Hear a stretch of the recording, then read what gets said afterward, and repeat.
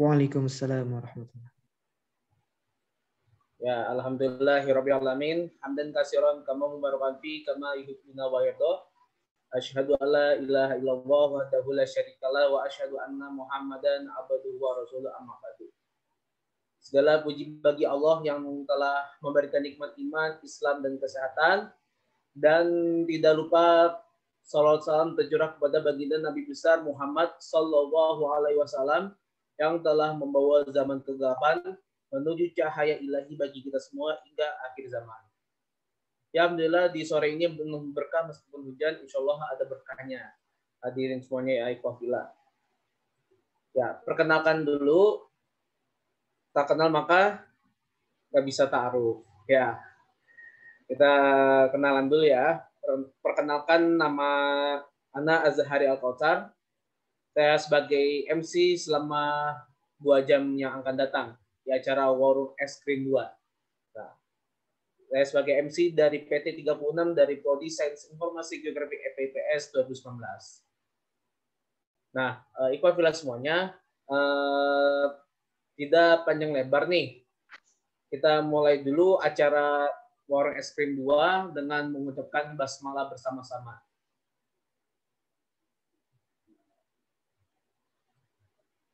Oke, baik. Sebelumnya udah tahu belum kita mau bahas apa nih Warung Es Krim 2? Ada yang tahu nggak nih? Ada yang bisa on cam? Kira-kira on cam, on mikrofon ya. Kira-kira mau bahas apa nih? Ada yang tahu nggak Warung Es Krim 2 nih?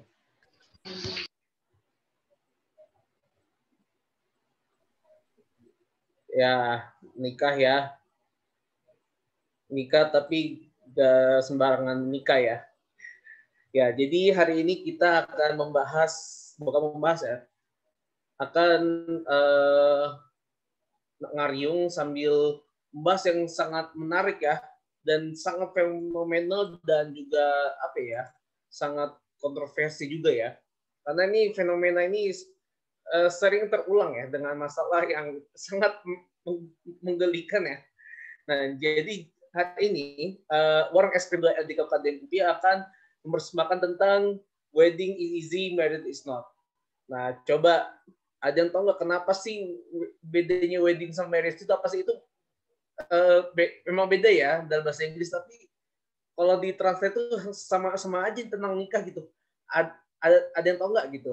Sok. Ya, bahas nikah muda. Ada yang tahu nggak? Wedding sama marriage. Mungkin yang dari EPBS boleh on mic-nya silakan. Kita mau di chat. Yang jago bahasa Inggris mangga? Masuk. Nah, silakan. Dari Teh Lantika ya? Ya, mohon maaf kalau salah juga. Mohon dikoreksi. Kalau sependek yang saya tahu, wedding itu lebih ke upacara pernikahannya seperti resepsi, walimatul ursyi. Nah, kalau marriage itu lebih ke akad nikahnya. Gitu, Kang Azari. Takbir semuanya, Allahu Akbar. Wah, oke. Mantap pisan ya. Jadi wedding tuh lebih apa ya? Kalau udah sah ya, udah sah. Kalau marriage kalau masih akad gitu. Nah, jadi pada dasarnya wedding is easy, marriage is not, agar nggak salah makna tentang nikah muda. Nikah muda tuh it's okay. Nah, tapi jauh sebelum itu kita dengerin dulu sama nyimak tilawatul Quran supaya bisa menyentuh hati kita dan benar-benar ini rohani kita ya, rohani kita semua gitu. Karena Islam milik kita semua, Masya Allah. Nah, kita langsung aja panggil Kang Mufli Abrozain untuk membacakan tilawatil Al-Quran ya. Kepada Kang Mufli Abrozain dipersilakan. Boleh di on cam ya. Mohon maaf karena ada kendala sinyal jadi ini. Suaranya terdengar? Ya, sudah masuk Kang. Assalamualaikum warahmatullahi wabarakatuh.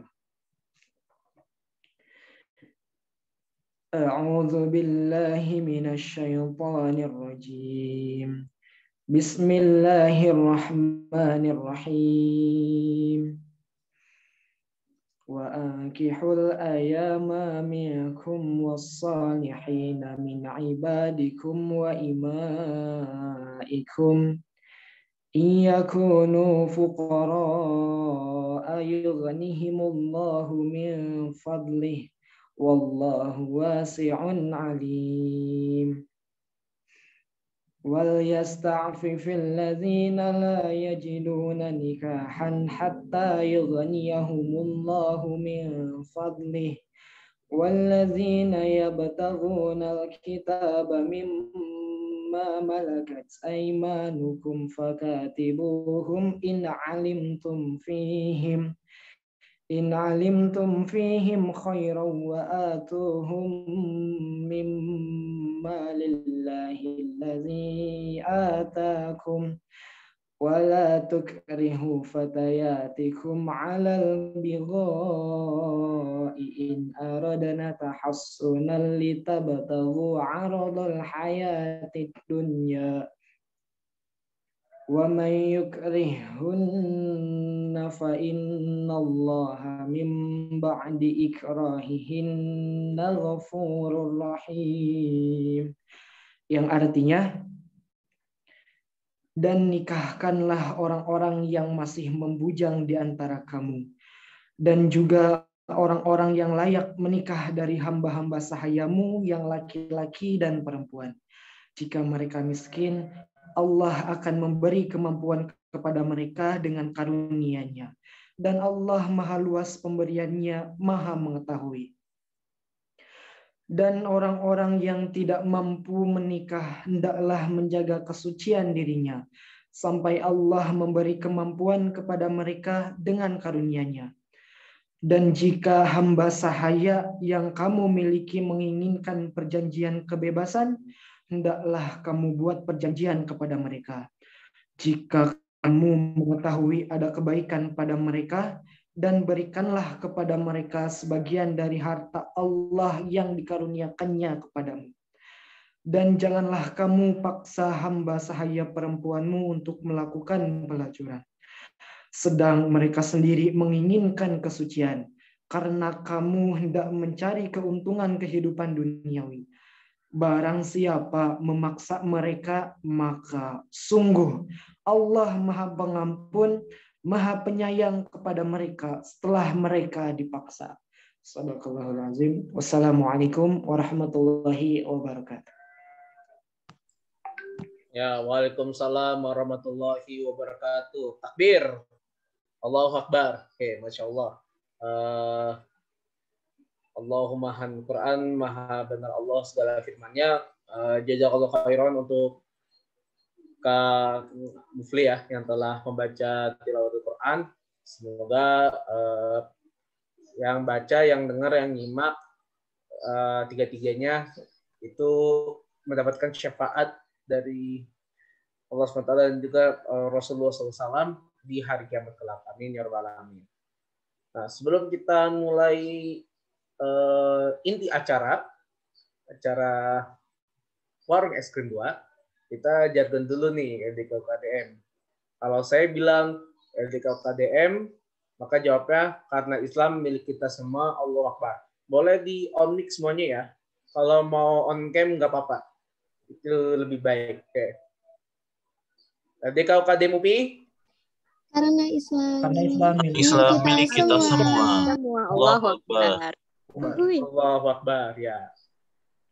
Nah, biar semangat, alhamdulillah ya.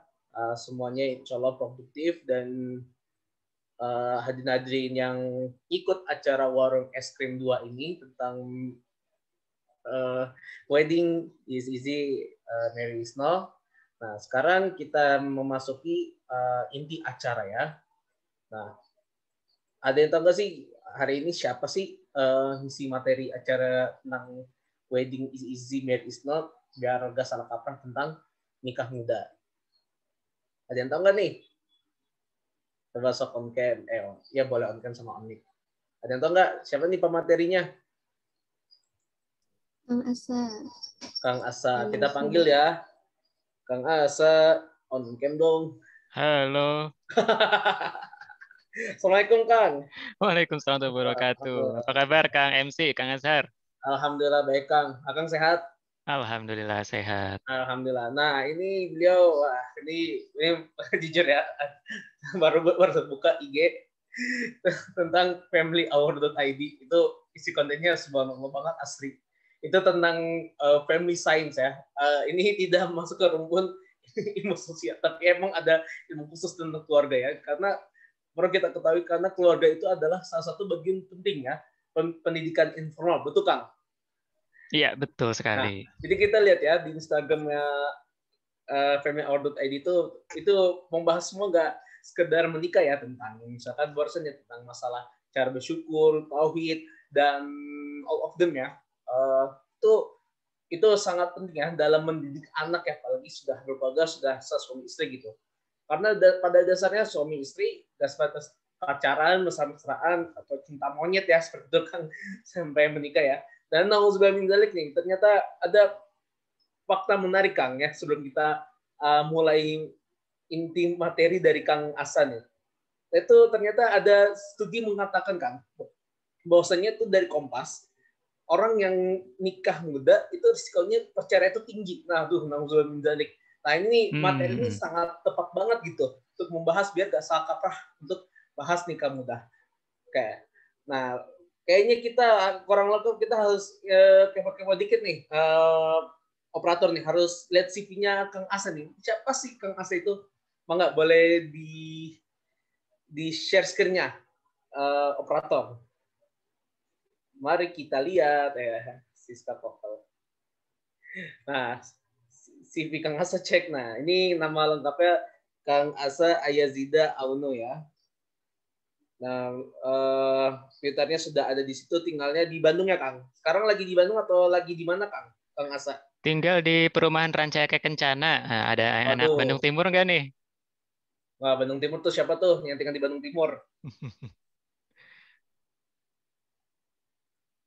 Wah, ternyata nanti kayaknya suatu waktu nanti bakal resign nih Kang. Ini kayaknya Akang lagi stay at home ya, soalnya Kabupaten Bandung red zone nih. Iya benar.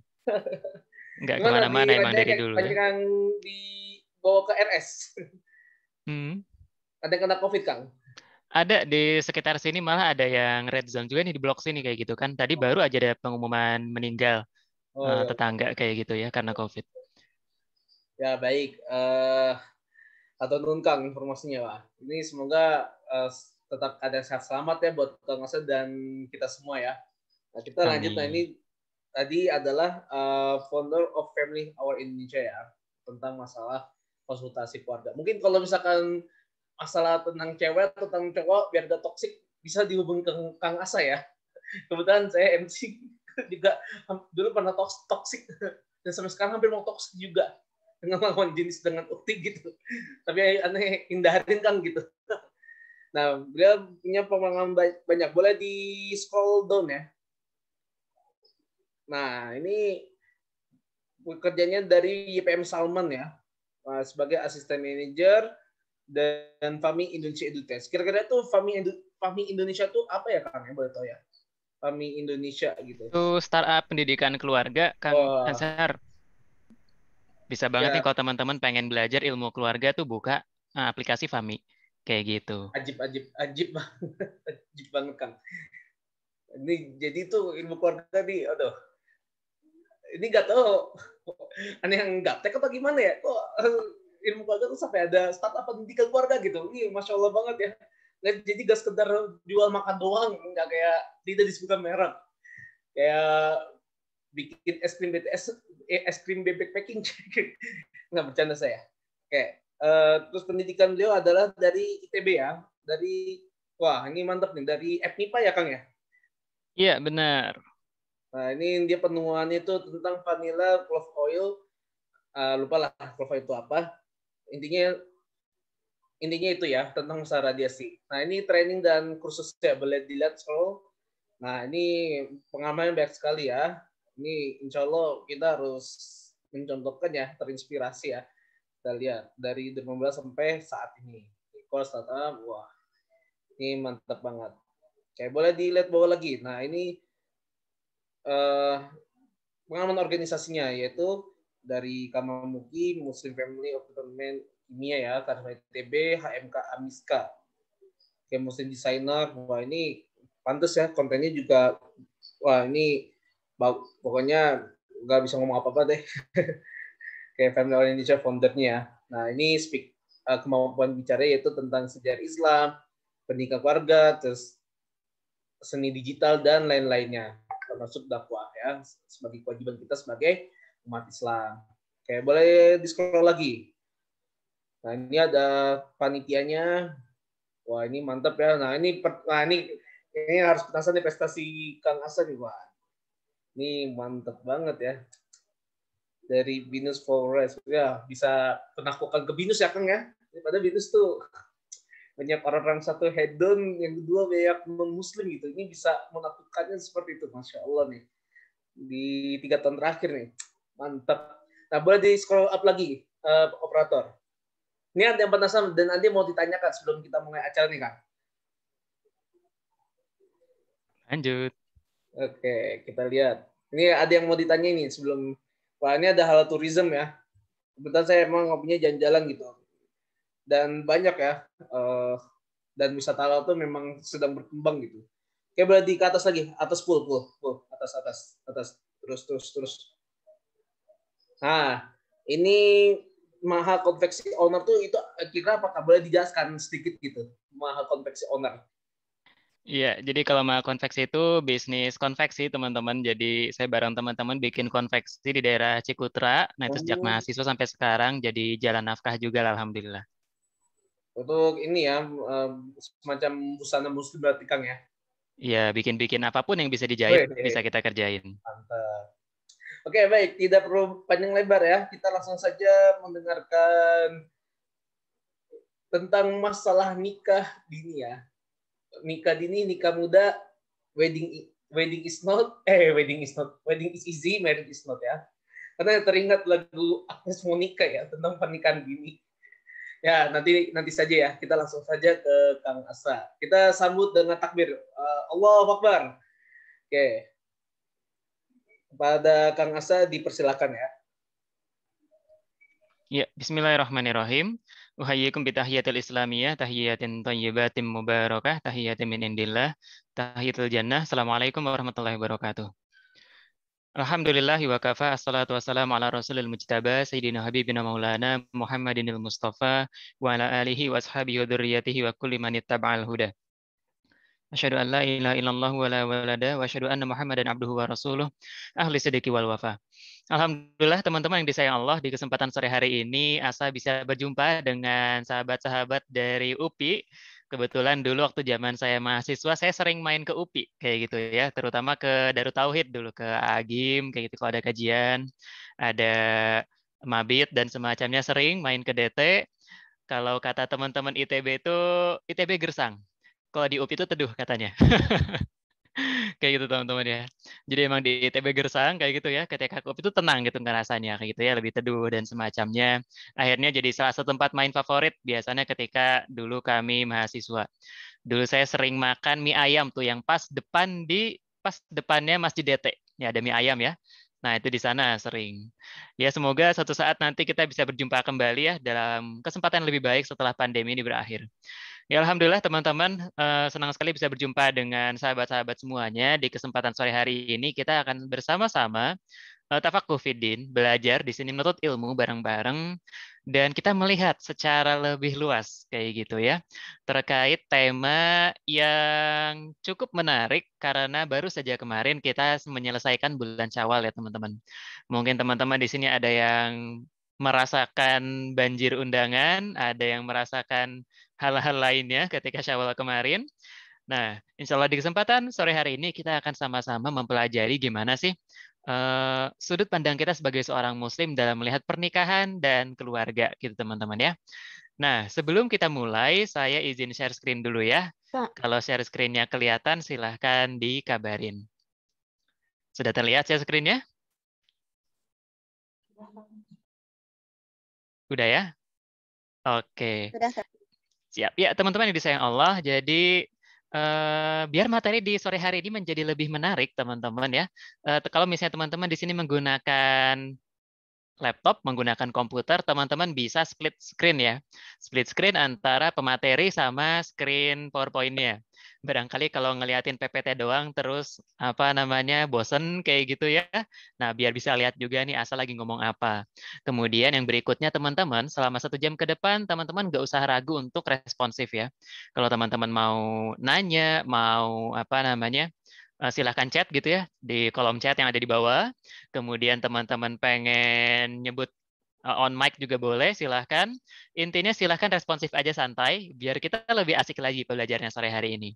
Nah, di bawah kanan juga ada tombol buat ngasih reaction ya, biar teman-teman nanti kalau misalnya terkejut dan semacamnya boleh juga pakai reactionnya.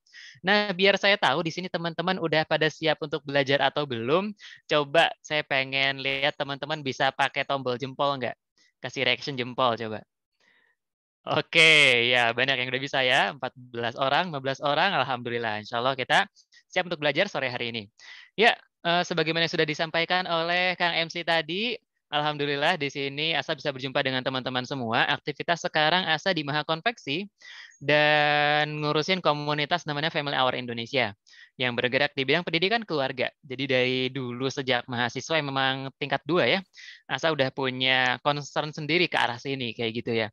Sampai-sampai dulu mah ya zaman itu sering disindir-sindir visioner gitu belajar begituan gitu ya. Ya apa salahnya menuntut ilmu gitu teman-teman ya. Jadi jangan teman-teman akhirnya merasa insecure ketika belajar menuntut ilmu seperti ini gara-gara cie-ciein teman-temannya sendiri karena ini ilmu sepanjang masa ya yang akan bermanfaat sampai akhir hidup teman-teman semua. Nah, yang berikutnya saya pengen polling nih di sini. Teman-teman yang udah menikah, silahkan pakai reaction jempol. Yang belum pakai reaction angkat tangan. Pengen tahu, di sini ada berapa banyak manusia di sini ya? Yang angkat tangan 3, 4. Oh, banyaknya belum berarti ya. Oh, udah ada yang tepuk tangan. Tepuk tangan ini apa nih? Apakah tandanya sudah menuju OTW hari H? Kayak gitu ya? Ya kalau misalnya sudah menuju ke sana, barakallahu fiik ya. Mungkin Ya. ini Kang, tepuk tangan udah mau engagement alias tunangan. Alhamdulillah ya. Ya barakallahu fiik, semoga lancar. Nah, insya Allah di kesempatan sore ini kita akan mempelajari bersama-sama tentang bagaimana caranya mengarungi samudra dengan bahtera yang kita punya ya, sailing the ark kayak gitu. Nah, kalau misalnya teman-teman di sini tanya ark itu apa? Ark itu yang di sebelah kiri. Kayak gitu ya, bahtera. Nabi aja untuk mempersiapkan perjalanan bahtera itu mempersiapkannya sedemikian rupa. Kayak gitu ya. Mempersiapkan bahan, kemudian mensensus satwa-satwa, kemudian dicibir-cibir sama orang dan semacamnya. Dan ketika sudah berlayar pun akan ada banyak halangan gitu ya teman-teman. Teman-teman ketemu ombak, ketemu samudra dan semacamnya. Bahkan mainan paling kecil sekalipun ya otak-otak ini yang ada di sebelah kanan itu juga punya tantangannya ya. Kadang kita kalau main waktu masa kecil kayak gitu ya nggak tahu nih teman-teman di sini masa kecilnya kejamanan nggak sama mainan ini ya. Waktu main kayak gini, main lempar-lemparan sama teman-temannya gitu ya, dilempar batu, tenggelam, nangis, marah, nah kayak gitulah. Jadi bahkan kapal kecil aja punya masalah sendiri ya masing-masing. Karena memang seperti itulah teman-teman kehidupan nanti ketika kita berumah tangga atau setelah menikah ya. Namun sayangnya tidak jarang sebenarnya, saya bisa cukup berani bilang tidak jarang akun-akun mungkin dakwah, akun-akun pernikahan dan semacamnya itu lebih sering memprovokasi anak-anak muda untuk menikah daripada mencerdaskan anak-anak mudanya. Kayak gitu teman-teman ya. Nah, kalau teman-teman ngelihat kok ini gambarnya Kang Asa makanya gambar kayak gini ya inilah desainer ya, kehidupan desainer. Kemunafikan yang kita temukan di media sosial, di Google. Tulisannya PNG tapi ternyata bukan PNG. Nah, karena nggak sempat nyari yang PNG jadi ya udah saya tempel aja gitu ya. Nah, kenapa materi di sore hari ini penting, teman-teman? Kita di sini hendak membedah bareng-bareng apa sih realita dari pernikahan yang ada di Indonesia, kemudian gimana caranya biar kita ini bisa bersikap lebih rasional dalam melihat tahap pernikahan. Karena seringkali ketika kita bicara terkait pernikahan, kita terlalu banyak melibatkan perasaan sampai lupa untuk berpikir dengan jernih. Kayak itu kan sampai meme-nya banyak tuh. Meme pertarungan antara otak dengan hati kayak gitu teman-teman ya. Nah goals kita sore hari ini apa? Ada 3. Yang pertama kita akan sama-sama mencari tahu kenapa kita harus menikah. Kalau misalnya kita belum merasa perlu menikah, terus gimana? Kayak gitu ya. Nah, kemudian kita akan mencoba di sini membedah bagaimana ekspektasi kita selama ini ketika melihat pernikahan, dan bagaimana realita yang perlu kita hadapi ketika kita sudah melalui tahap pernikahan. Dan yang terakhir, di sini mungkin saya akan sedikit berbagi ke teman-teman semua. Panduan perbekalan melewati samudra dan ombak ketika teman-teman sedang berlayar nanti. Gitu teman-teman ya. Nah, kita langsung aja masuk ke yang pertama. Sebelum kita mulai ke pembahasan pernikahan, sebenarnya pertanyaan ini lebih penting untuk ditanyakan lebih dulu. Sebenarnya, aku ini harus nggak sih menikah? Kemudian, perlu nggak sih saya itu menikah? Kayak gitu ya. Karena biasanya masalah-masalah yang dihadapi oleh anak muda, apalagi yang sudah mulai senang dengan dunia karir, udah merasakan uang, kemerdekaan finansial, dan semacamnya, itu akhirnya kehilangan alasan untuk menikah. Karena ketika menikah nanti ketemu sama yang tanggung jawab, kayak gitu ya. Ngurusin keluarga, ngurusin orang tua, apalagi kalau misalnya teman-teman berhadapan sama generasi sandwich gitu kan ya. Ada berbagai macam hal yang membuat kita tuh kayak, aduh pernikahan tuh kayaknya nggak merdeka banget nih, nggak gue banget. Gue pengennya jadi manusia yang merdeka gitu ya. Nah, itu yang terjadi ketika kita tidak memahami apa tujuan dari pernikahan kita. Nggak perlu jauh-jauh sampai dalil, sebenarnya menggali apa alasan pernikahan itu bisa kita gali secara sederhana loh teman-teman. Kayak gitu ya. Misalnya pertanyaan pertama, apakah memang teman-teman tuh pengen hidup sendiri hingga wafat? Nah, ada yang pengen mungkin di sini menjadi last jomblo on the earth gitu, cita-citanya bisa jadi kayak gitu ya. Kemudian misalnya kalau pertanyaan ini belum mempan buat teman-teman, ya nggak apa-apa hidup sendiri sampai wafat, toh itu pilihan hidup gue gitu ya. Ada lagi pertanyaan yang berikutnya. Siapa yang akan mengurus jenazah kita nanti ketika kita wafat? Teman, tetangga, pengurus masjid. Oke, masih bisa pengurus masjid kayak gitu ya. Keluarga biasanya yang ngurus terutama ya. Kemudian pertanyaan berikutnya. Siapa sih yang bakal hadir di pemakaman kita nanti? Apakah itu teman-teman kita? Mungkin teman-teman kita. Atau misalnya siapa lagi? Kerabat-kerabat kita, tetangga-tetangga kita. Tapi salah satu orang yang akan menghadiri kita dalam momen pemakaman kita itu adalah keluarga kita. Ada pertanyaan terakhir yang lebih mungkin membuat kita perlu berpikir lebih jauh tentang pernikahan. Nah, siapa yang akan mengingat kita setelahnya? Teman-teman, mungkin selama ini ketika teman-teman ikut training motivasi, suka ya, misalnya disuruh, coba bayangkan ketika kalian mati sambil lagu ESQ gitu kan, teneneng, teneneng, dan semacamnya gitu ya. Itu kita disuruh mengingat tentang kematian. Kemudian kalau training motivasi yang lain disuruh kita itu untuk membayangkan, kita ingin dikenang seperti apa setelah mati. Tapi mohon maaf nih, Asa pengen bikin teman-teman terdemotivasi dengan motivasi motivator tadi. Gimana demotivasinya? Sayangnya teman-teman, yang namanya manusia, itu ketika aku coba mentadaburi ya, lingkar-lingkaranku aja yang udah mendahuliku lebih dulu gitu ya, wafat lebih dulu. Kita ingat-ingatnya teman kita yang sudah meninggal, itu kayaknya nggak bakalan lebih dari setahun, nggak bakalan lebih dari 3 tahun, 5 tahun, dan lebih dari itu nggak bakalan. Yang bakalan mengingat kita banget itu siapa? Keluarga kita. Setelah kita wafat, mereka lah yang mendoakan kita. Mereka lah mungkin setiap tahun itu mendatangi ziarah kubur ke kita, mendoakan kita, zakat untuk kita gitu ya, menitipkan ibadah-ibadah mereka untuk kita, wakaf atas nama kita, dan semacamnya adalah keluarga. Kalau teman-teman ingin dikenal oleh orang lain setelah teman-teman wafat, minimal teman-teman terus jadi orang nomor 1 di bidang tersebut. Misalnya apa? Jadi presiden. Diperingati terus, diingat terus. Seperti almarhum Bapak Habibie. Dikenang terus namanya.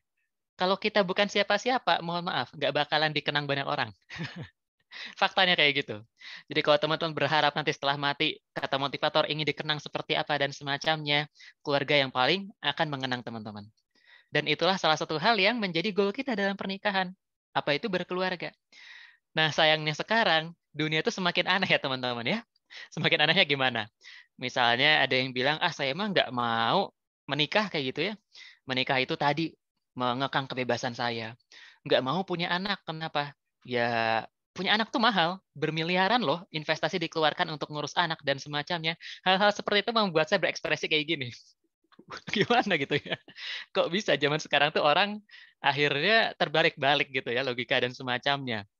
Padahal bisa jadi ya kalau misalnya Darwin ya, Bapak Darwin yang ngurusin teori evolusi melihat bagaimana perkembangan pemikiran umat manusia itu geleng-geleng kepala. Ini manusia kok berkembang berevolusinya kayak gini, malah nggak mau menikah dan semacamnya kayak gitu ya. Tapi itulah memang teman-teman yang terjadi sekarang ya. Ketika kita gagal memahami esensi dari pernikahan. Ketika kita gagal dalam memahami tujuan dari pernikahan. Akhirnya ya bingung kayak gini gitu kan. Kok bisa manusia itu berpikirnya seperti itu? Nah, kita di sini sedang akan membangun sebuah keluarga. Itulah sebenarnya hal yang lebih panjang yang perlu kita pikirkan dari pernikahan.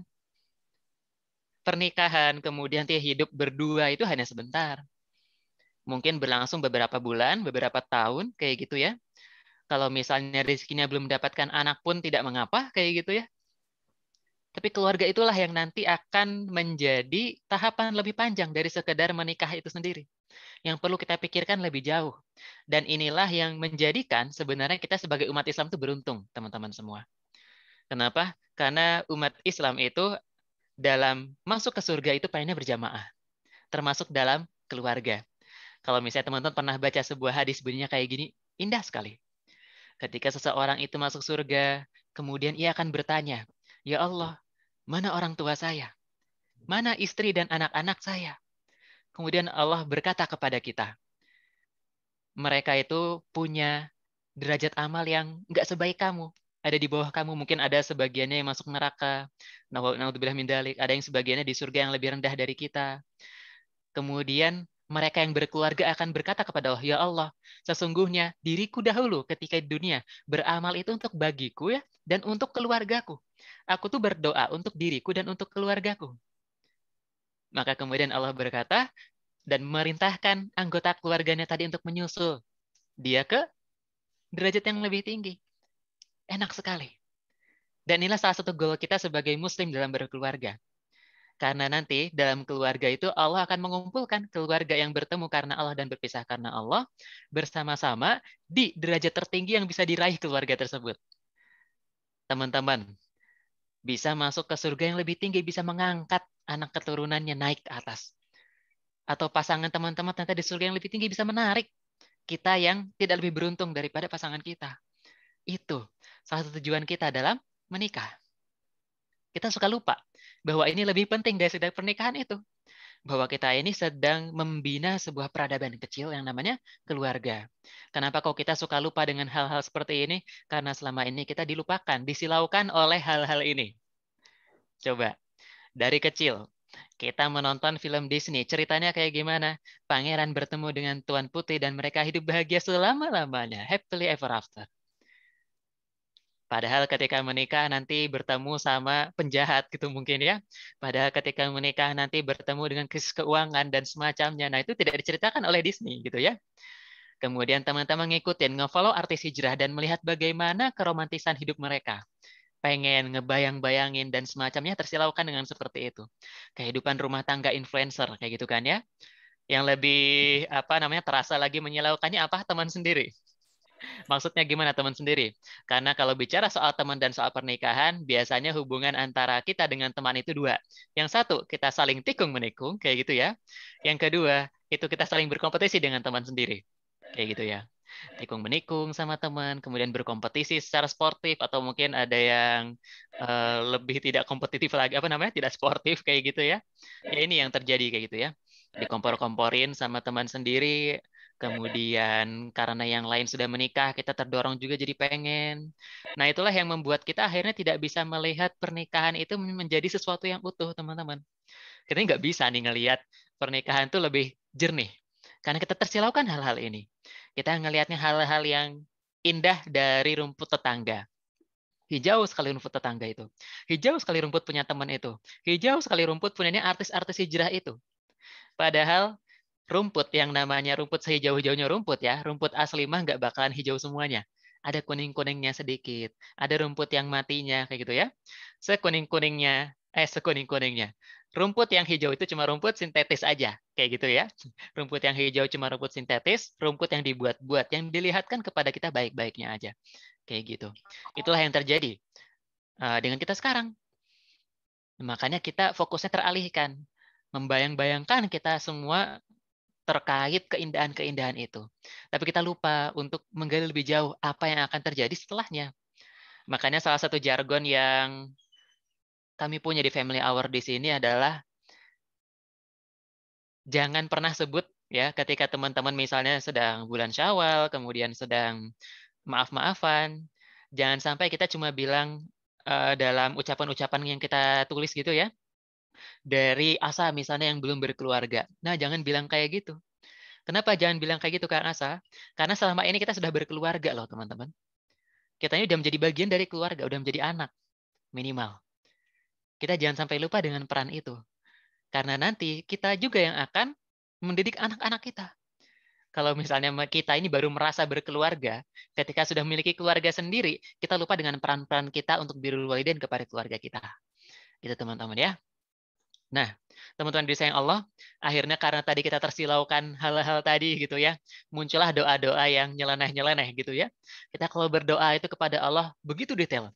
Ya Allah, saya pokoknya pengen dijodohin itu sama si dia. Si kerudung merah, si kerudung oren, kemudian si akang yang jenggotnya itu gitu ya. Yang kumisnya seperti itu, seperti ini dan semacamnya. Kita kalau berdoa kepada Allah itu sampai sedetail itu. Karena dorongan-dorongan tadi. Dorongan-dorongan hawa nafsu kita, dorongan-dorongan keinginan kita sesaat kayak gitu ya. Ya Allah, kalau ia jodohku maka dijodohkanlah aku dengannya, gitu kan ya. Kalau dia bukan jodohku, itu jodohnya orang lain, ya Allah putuskanlah jodohnya dan jodohkanlah ya denganku, gitu ya. Gitu, sampai-sampai ada yang berdoa kayak gitu. Nah, tapi ada orang bilang kayak gini, gitu ya. Wah, kalau saya mah ngedoa nggak sekejam itu, saya berdoa kebaikan, tapi kebaikannya berkepentingan. Kayak gimana berkebaikan berkepentingan itu? Kayak gini. Ya Allah, kalau ia jodohku, maka jodohkan aku dengannya. Kalau ia jodoh orang lain, maka berikan ia jodoh yang lebih baik. Kemudian jodohkanlah aku dengannya. Ya, jadi berdoa kebaikan orang lain tapi berkepentingan. Ada-ada aja memang ya, namanya kreativitas manusia itu kalau kita menginginkan sesuatu, kayak gitu ya. Kita sering berdoa untuk sesuatu, menginginkan sesuatu, tapi kita lupa untuk bertanya kepada diri kita. Terus kalau Allah sudah kasih, kita mau ngapain? Nah, kita suka lupa. Minta ke Allah, ya Allah, luluskanlah aku ke UPI, ke jurusan favoritku di UPI. Habis lulus, apa yang kamu pengen lakukan di UPI? Ya Allah, luluskanlah aku dengan IPK 3,5 ke atas, biar kamu habis kamu Allah kabulkan, apa yang akan kamu lakukan? Nah, kita suka lupa ya, termasuk dalam pernikahan. Itulah sebabnya, karena hal-hal inilah, kayak gitu teman-teman ya, kita perlu nih lebih serius mendalami apa yang terjadi setelah fase pernikahan, yaitu fase berkeluarga. Karena inilah yang perlu lebih banyak kita pelajari, teman-teman. Makanya teman-teman sejak sekarang gitu ya, alhamdulillah di sini ada 61 orang belajar bersama-sama di sini kayak gitu ya. Di sini teman-teman tersaling dukung satu sama lain untuk belajar menuntut ilmu terkait ilmu keluarga. Kenapa? Karena kapal apapun itu, baik besar maupun kecil, punya gelombangnya masing-masing ya. Dan kita kalau mau berlayar itu perlu perbekalan, perlu kru, perlu lihat kesiapan kapal, gitu kan ya, dan lain sebagainya. Nah, oleh karenanya gimana nih caranya agar kita ini bisa menguatkan dasar pernikahan kita, biar nanti kita nggak terburu-buru menikah, kemudian pernikahannya harapannya menjadi pernikahan yang sakinah hingga wafat nanti. Kayak gitu ya, teman-teman. Nah, saya perlu nunjukin ke teman-teman beberapa fakta dari pernikahan di Indonesia. Yang pertama adalah angka perceraian. Kalau teman-teman lihat angka perceraian di Indonesia tiap tahun itu bertambah. Dan semakin lucunya lagi di tahun 2020 kemarin, angka perceraian nambahnya semakin besar. Kenapa? Karena bapak atau ibu yang awalnya di rumah jarang, begitu pulang ke rumah jadi sering ketemu antara keluarga satu sama lain, ketahuanlah isi chatnya gitu kan ya, kata Kang Emil gitu ya. Ketahuanlah misalnya bagaimana dia beraktivitas sehari-hari, di rumah mulai berkomunikasi, berantem cuma karena hal-hal kecil, disuruh nitip anak nggak bisa, wah udah perceraian tambah tinggi. Sayangnya saya belum dapat nih data tahun 2019-2020. Itu bertambah banyak masalahnya gitu teman-teman ya. Apa penyebab perceraian itu? Yang pertama pertengkaran. Pertengkaran. Nah, yang kedua apa? Ekonomi. Coba teman-teman, pertengkaran. Pertengkaran tuh biasanya karena apa? Karena ego kita yang tinggi. Kita egonya selama ini masih tinggi sebagai seorang jomblo, sebagai seorang single. Pengennya pendapat gue didengar. Gue selama ini jadi cowok merdeka. nggak punya nggak punya tuntutan apa-apa.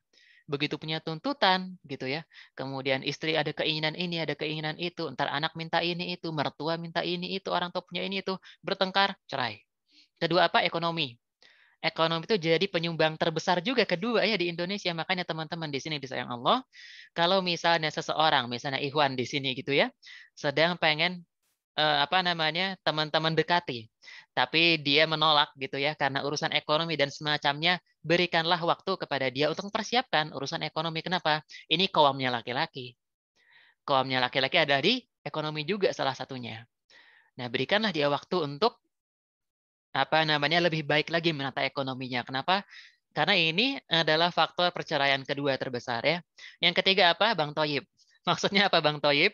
Maksudnya itu teman-teman, orang yang kelamaan ditinggal sama salah seorang pasangannya, gitu ya. Misalnya mungkin ada yang jadi TKA, TKW kayak gitu ya, TKI, tenaga pekerja di luar negeri gitu ya. Atau misalnya di luar pulau karena offshore dan semacamnya, nggak pernah pulang-pulang, nggak ngabarin dan semacamnya. Di tempat jauh di luar sana ketemu sama cewek lain, cowok lain gitu ya, digas-gasin sama teman di kantornya, akhirnya cerai. Ketiga, jarak gitu ya. Makanya jangan kita perlu mengapresiasi juga ya orang-orang yang bisa bertahan di tengah long distance marriage gitu ya. Karena berat memang. Kemudian yang keempat apa? KDRT. KDRT ini awalnya saya kira dulu banyak gitu ya. Bisa jadi ini sedikit karena memang nggak banyak yang berani melaporkan. Tapi ini salah satu masalahnya teman-teman. Dan masalah-masalah yang ada di sini sebenarnya ya teman-teman, bisa banget loh kita selesaikan. Cuma salah satunya ya cuma ya. Karena ini perannya besar banget. Dengan kita meluruskan tujuan pernikahan kita. Meluruskan tujuan pernikahan kita. Kenapa? Karena banyak sekali urusan-urusan perceraian tadi terjadi karena tujuan pernikahannya sejak awal salah. Ada seorang ikhwan datang ke guru saya. Terus bilang pengen menikah. Ditanya sama sang guru, kenapa pengen menikahi akhwat ini? Terus dia bilang kayak gimana? Keadaan ekonomi sejujurnya sekarang belum begitu baik. Tapi sengaja saya milih si akhwat. Kenapa? Karena keadaan ekonomi lebih baik. Jadi harapannya ntar keluarga bisa tersupport kayak gitu ya. Dimarahin lah sama guru saya. Kamu itu mau jadi koam, mau jadi apa? Kok akhirnya bertepuk kayak membenalu seperti itu gitu ya kepada orang lain misalnya kayak gitu. Ada orang lain mungkin yang tujuan pernikahannya untuk mendapatkan harta tadi mungkin ya, atau untuk mendapatkan pengakuan dari umat manusia. Kenapa? Karena aku yang buruk rupa ini bisa ketemu sama dia yang rupawan gitu ya. Gue laku loh kayak gitu ya. Tujuannya salah sejak awal. Akhirnya yang dikejar adalah yang rupawan aja, lupa untuk dilihat hal yang lainnya. Ada yang tujuannya mungkin untuk jabatan dengan cara apa? Menikahi mungkin calon pejabat. Wah, menikahi calon pengurus tentara, militer, kepolisian dan semacamnya kan kayak gitu ya. Berasa keren gitu kan kalau kita punya pasangan dari kepolisian, dari tentara gitu ya. Di foto, wah keren lah gitu misalnya. Nah itulah tujuan-tujuan yang salah itu yang membuat akhirnya pernikahan itu menjadi rapuh. Kenapa? Karena ketika tujuan itu salah, kemudian kita tidak mendapatkan tujuan itu, kita punya alasan untuk berpisah. Kita menikah. Tujuan dasar pernikahannya apa? Mendapatkan pasangan yang rupawan. Pasangannya setahun, 2 tahun, mulai ketahuan kan, nggak suka pakai make up, dan semacamnya, bangun tidur ngiler gitu kan, dan semacamnya. Bubar gitu ya, cantik yang selama ini dilihat, ganteng yang selama ini dilihat di luar, bubar. Pisah. Dan semacamnya itu karena tujuannya salah. Makanya Ustadz Fauzil Azim suatu ketika pernah berkata ya kepada kami dalam majelisnya, beliau berkata, kalau ada 10 materi seputar sekolah pranikah, maka saya akan naruh urusan niat, urusan tujuan ini 4-6 materi. Saking pentingnya tujuan ini. Karena tujuan ini yang bikin tadi ya kita menyimpang. Dan kenapa di sini saya kasih bold ya, menguatkan, karena punya tujuan lurus aja nggak cukup kalau tujuan lurusnya nggak kuat. Ini kejadian nyata. Udah niatnya dicoba lurus kayak gitu ya, udah dibagus-bagusin niatnya 1 bulan menjelang pernikahan. Bubar. Kenapa? Karena ngelihat rumput tetangga lebih hijau. Bubar. Kenapa? Karena urusan-urusan karir misalnya kayak gitu ya. Nggak jadi menikah gara-gara apa? Gara-gara hal-hal yang sepele kadang kayak gitu ya. Kenapa? Karena tujuannya di awal sudah lurus tapi tidak cukup kuat. Makanya teman-teman punya tujuan lurus aja udah PR. Nah, menguatkan itu PR kedua. Makanya teman-teman ini harus bisa melatih tujuan yang lurus ini sejak sekarang. Biar apa? Lillahi ta'ala. Sejak sebelum mulai sampai selesai, niatnya lurus. Setiap prosesnya jadi kebaikan. Setiap hal-hal yang teman-teman lakukan jadi berkah. Itu yang kita cari, kayak gitu ya. Dan kita berkenalan akhirnya dengan istilah sakinah dalam pernikahan. Teman-teman, salah satu hal yang akan diperoleh ketika kita ini menikah, ini tujuan mulia dari pernikahan, salah satunya adalah sakinah. Sakinah, mawaddah, warohmah. Mungkin ada yang menyebut seperti itu. Itu walaupun istilah menikah untuk menggali sakinah, mawaddah, warohmah itu terkenalnya di Indonesia aja sebenarnya. Kalau saya teman-teman pergi mungkin ke Timur Tengah, ke semacamnya, yang lebih dikenal tuh istilah usrah muslimah, keluarga yang muslim. Atau disebut lagi misalnya apa istilahnya ya, apapun istilah yang lainnya gitu ya. Tapi nggak masalah juga kok. Kenapa? Karena sakinah mawaddah warahmah juga bagian dari syariat kita. Nah, kita perlu nih sekarang memahami teman-teman. Sebenarnya habis menikah itu dapat sakinah itu gimana sih goal kita ketika mendapatkan sakinah itu? Makna sakinah ada 4 teman-teman. Menurut Imam At-Tabari dalam Jami'il Bayan fi Ta'wilil Quran. Yang pertama makna sakinah itu litas ta'ifu biha, menjaga kesucian diri. Yang penting apa? Suci diri kita. Bukan berarti misalnya ketika kita sudah menikah tanpa ada masalah, tanpa ada huru-hara dan semacamnya, itu pasti ada. Karena dalam rumah tangga Rasulullah pun ada masalah. Dalam rumah tangga Rasulullah pernah ada fitnah. Haditsul ifki. Di rumah tangga sahabat juga ada masalah. Tapi kan tujuan dari pernikahan bukan kita akhirnya hidup tanpa masalah ya. Kita tuh menghindar dari masalah-masalah kecil yang kita hadapi, masalah-masalah besar yang kita hadapi ketika jomblo, untuk beralih nih bentuk masalahnya. Jadi masalah-masalah baru ketika kita sudah menjadi couple gitu kan ya. Menjaga kesucian diri itu yang pertama. Sehingga kita terbebas nih dari perbuatan-perbuatan yang nista. Yang pertama, goal kita bersama. Yang kedua apa?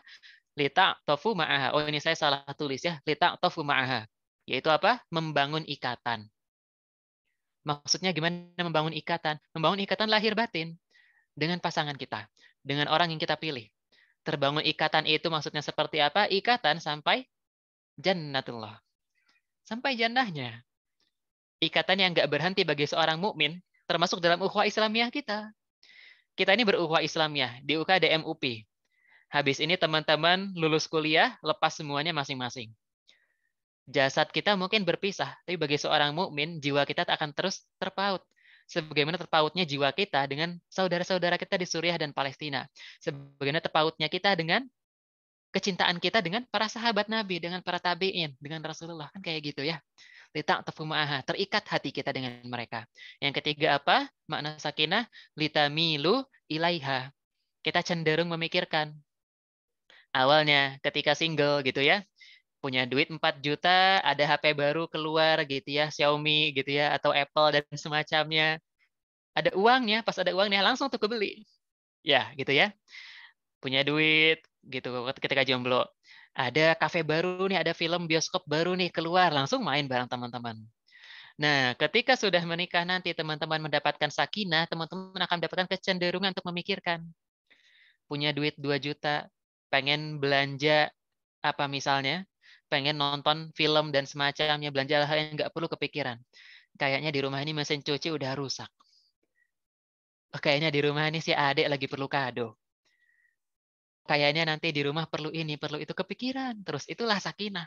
Sakinah itu bukan berarti tanpa pikiran, justru banyak pikiran, kayak gitu ya. Yang keempat apa? Litatma'innu biha.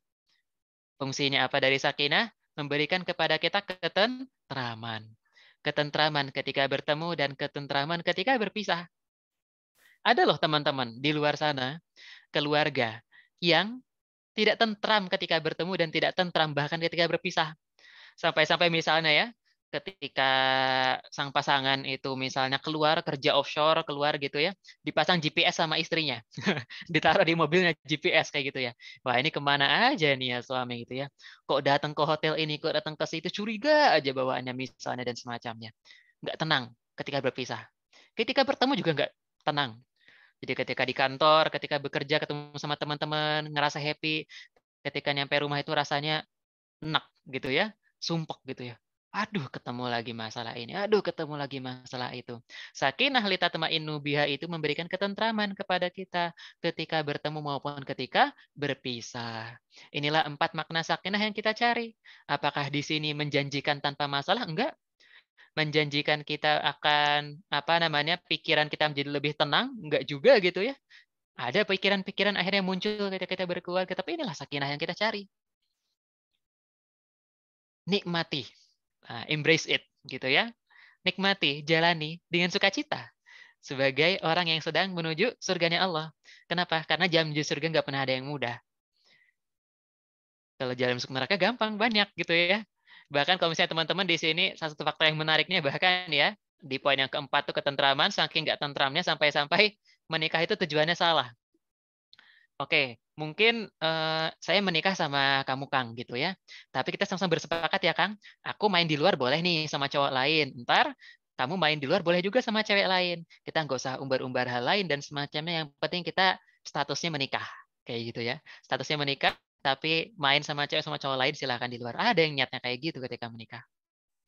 Nah itu yang perlu kita hindari teman-teman semua ya. Ketika kita sedang mempersiapkan pernikahan. Nah, udah paham ya 4 makna sakinah tadi. Lita ta'ifu biha, lita tofu ma'aha, itu salah ketik. Lita milu ilaiha, dan yang terakhir lita tema'innu biha. Nah, sekarang pertanyaannya Kang Asa. Terus gimana nih cara kita berbekal untuk mempersiapkan pernikahan? Di tengah keadaan sekarang kita media sosial semakin deras gitu ya. Orang-orang semakin rajin nih gitu kan, upload dan semacamnya terkait kehidupan pernikahan mereka dan semacamnya ya. Inilah yang bikin kompor-kompor kita selama ini gitu ya. Kita sekarang ngerasain pedihnya gitu ya. Ngerasain pedihnya dipertunjukkan hal seperti itu, romansa-romansa seperti itu, tapi kita mengulangi hal itu. Ketika kita menikah, kita juga melakukan hal yang serupa gitu ya. Sedang bareng berdua dikit foto, upload. Foto, upload. Ya, itulah teman-teman ya. Kita tidak bisa berempati kepada teman-teman kita.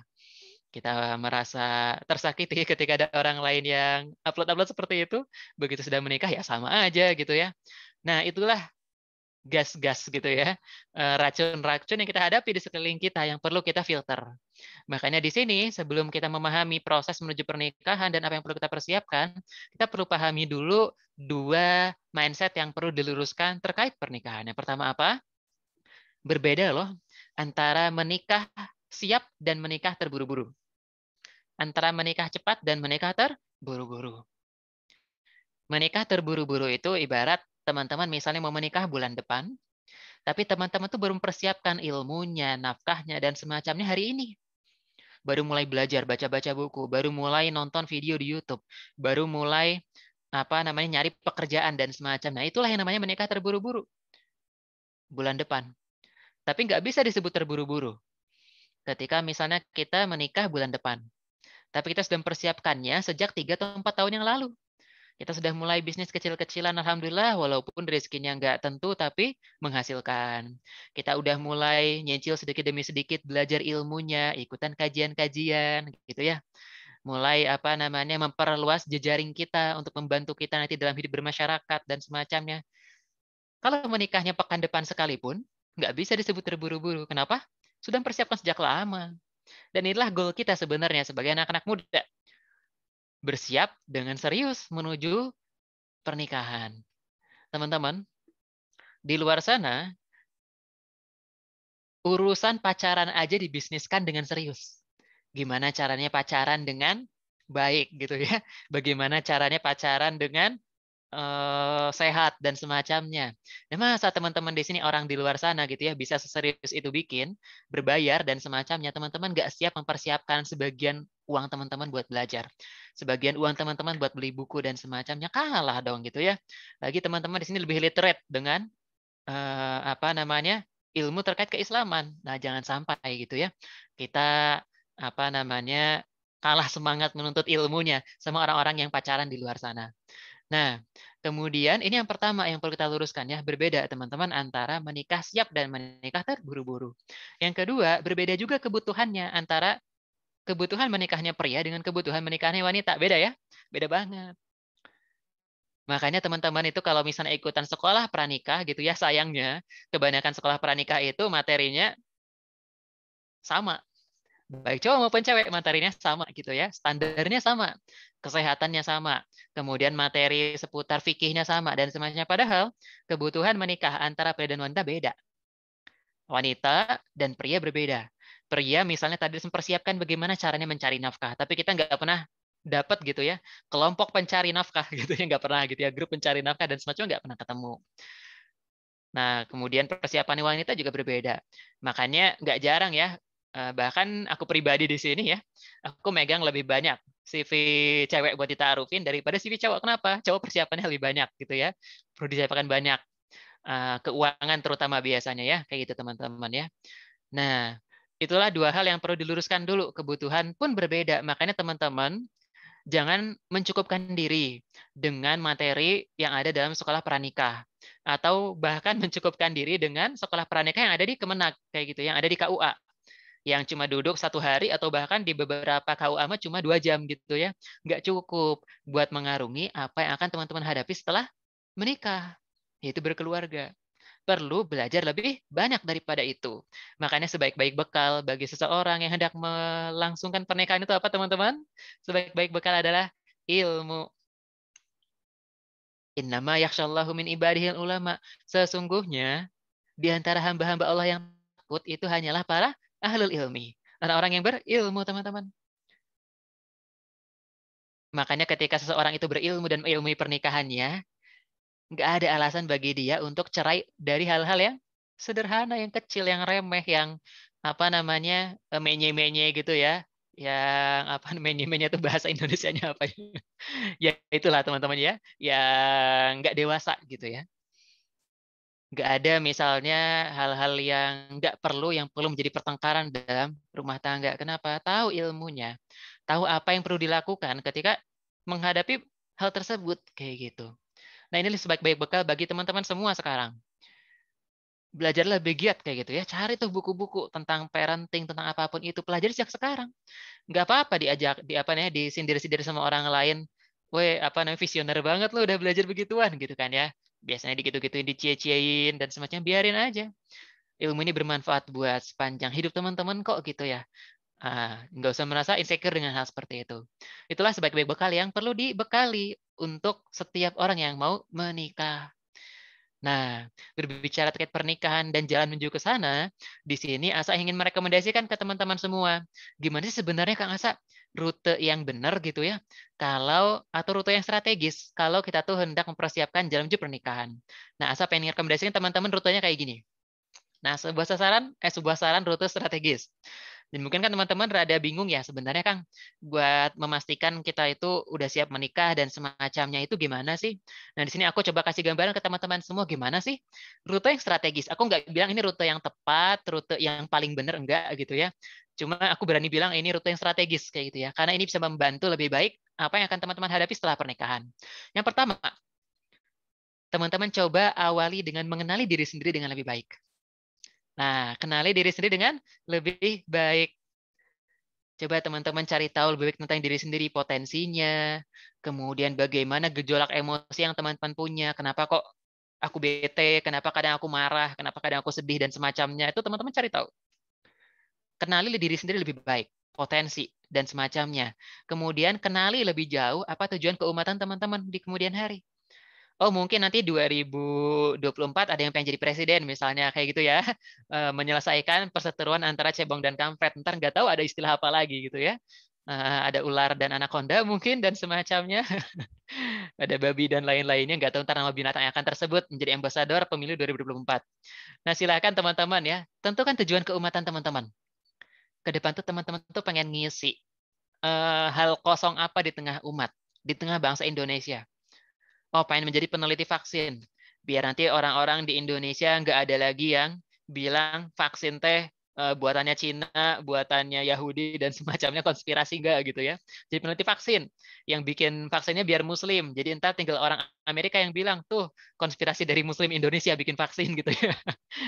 Gantian dong ya kita yang di demo gitu, jangan kita terus ngedemo orang lain. Nah, tujuan keumatan teman-teman tuh apa nih ke depan? Ada yang pengen jadi presiden kah, jadi menteri kah, menteri milenial kah, kayak gitu ya. Jadi kepala KPK mungkin di sini gitu ya. Cari tahu tujuan keumatan teman-teman. Setelah teman-teman tahu diri sendiri, mengenali diri sendiri dengan lebih baik, tahu tujuan keumatan teman-teman di kemudian hari itu pengen ngapain. Nah, teman-teman bikin analisanya kebutuhan teman-teman tuh apa untuk mencapai hal tadi.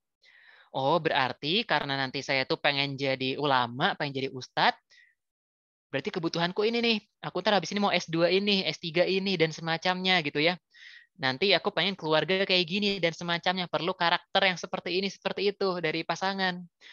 Nah, dari analisa kebutuhan itu, barulah teman-teman di sini cari gitu ya, bikin ajang pencarian bakat gitu di sini. Cari nih orang-orang yang potensial di sekitar teman-teman, yang kira-kira bisa mendukung langkah teman-teman di kemudian hari. Nah, ini langkah strategis tuh kayak gitu. Jadi teman-teman nggak perlu kalibrasi lagi, nggak perlu khawatir ini itu karena ternyata rute perjalanan teman-teman dan pasangan berbeda kayak gitu ya. Teman-teman cari yang bisa melengkapi kebutuhan yang teman-teman miliki, tantangan yang teman-teman miliki ke depan sebagai seseorang kayak gitu ya. Teman-teman tuh pengennya ngapain. Nah, barulah di situ merit deh gitu teman-teman ya. Ini rute strategis teman-teman ya. Ketika teman-teman tuh pengen menikah, saya sarankan rutenya kayak gini, biar teman-teman tuh bisa punya pemikiran yang rasional ketika memilih hendak menikah. Nah, kenapa nih perlu rasional? Ya, perlu rasional banget pernikahan. Walaupun pernikahan tuh ya, yang namanya pernikahan ya pasti melibatkan perasaan. Ditolak ya melibatkan perasaan, diterima melibatkan perasaan, nunggunya melibatkan perasaan. Wah, semua perasaan kayak gitu ya. Tapi saya tetap memaksa teman-teman semua untuk bersikap rasional dalam urusan pernikahan. Kenapa? Ini urusan yang maha besar, berat sekali. Teman-teman tuh nanti akan berhadapan dengan fase hidup yang panjang. Kayak gitu ya. Kalau teman-teman itu dorongan menerima lamaran, misalnya memilih orang karena hal-hal yang remeh-temeh kayak gitu ya, sekedar karena dia lucu kayak gitu ya, karena dia humoris kayak, karena dia begini begitu, pokoknya hal-hal yang mungkin gak esensial buat teman-teman amati lebih dalam. Bukan berarti orang humoris salah loh ya di sini maksudnya. Teman-teman abai dengan hal-hal esensial dan semacamnya, itu bisa berbahaya buat ke depan kayak gitu ya. Bisa membuat berbagai macam konflik bahkan ke depannya kayak gitu karena kita lupa mengamati hal-hal yang lebih esensial dalam berumah tangga, dalam berkeluarga. Makanya kalau nggak rasional ya be gone gitu ya, hilang tuh. Be rational or be gone. Jadi silahkan teman-teman tuh pikirkan dengan serius gitu ya, dengan rasional sebelum masuk ke jenjang pernikahan. Gimana cara berpikir rasional? Pakai yang ini tadi. Kalau teman-teman udah kebayang tuh plan ke depan kayak gimana misalnya ya. Kalau belum punya plan, ya bikin plan kecil-kecilan kayak gitu ya. Udah mengenal diri sendiri dengan lebih baik, teman-teman tuh bisa punya prioritas dalam memilih. Teman-teman tuh punya prioritas dan nggak bingung nantinya untuk istikharah. Kenapa? Teman-teman tahu prioritas teman-teman apa dalam hidup. Oh, saya tuh pengen jadi ini, saya tuh pengen punya peran itu. Nah, itulah yang teman-teman kejar. Pastikan pernikahan itu menjadi batu loncatan, menjadi jalan ya yang mendekatkan teman-teman walaupun cuma selangkah lebih dekat ke tujuan kita semua kayak gitu ya dalam hidup di dunia, dalam mengejar amal terbaik kita di dunia gitu teman-teman ya. Be rasional, harus rasional, jangan kebanyakan mikir, jangan kebanyakan melibatkan perasaan, jangan terbawa, lebih tepatnya jangan terbawa perasaan. Nah teman-teman, bicara terkait persiapan menuju pernikahan untuk menghindari hal-hal tadi ya, menghindari perceraian dan semacamnya, sebenarnya ada begitu banyak hal loh teman-teman ya, yang perlu kita pelajari untuk masuk ke pernikahan. Banyak banget.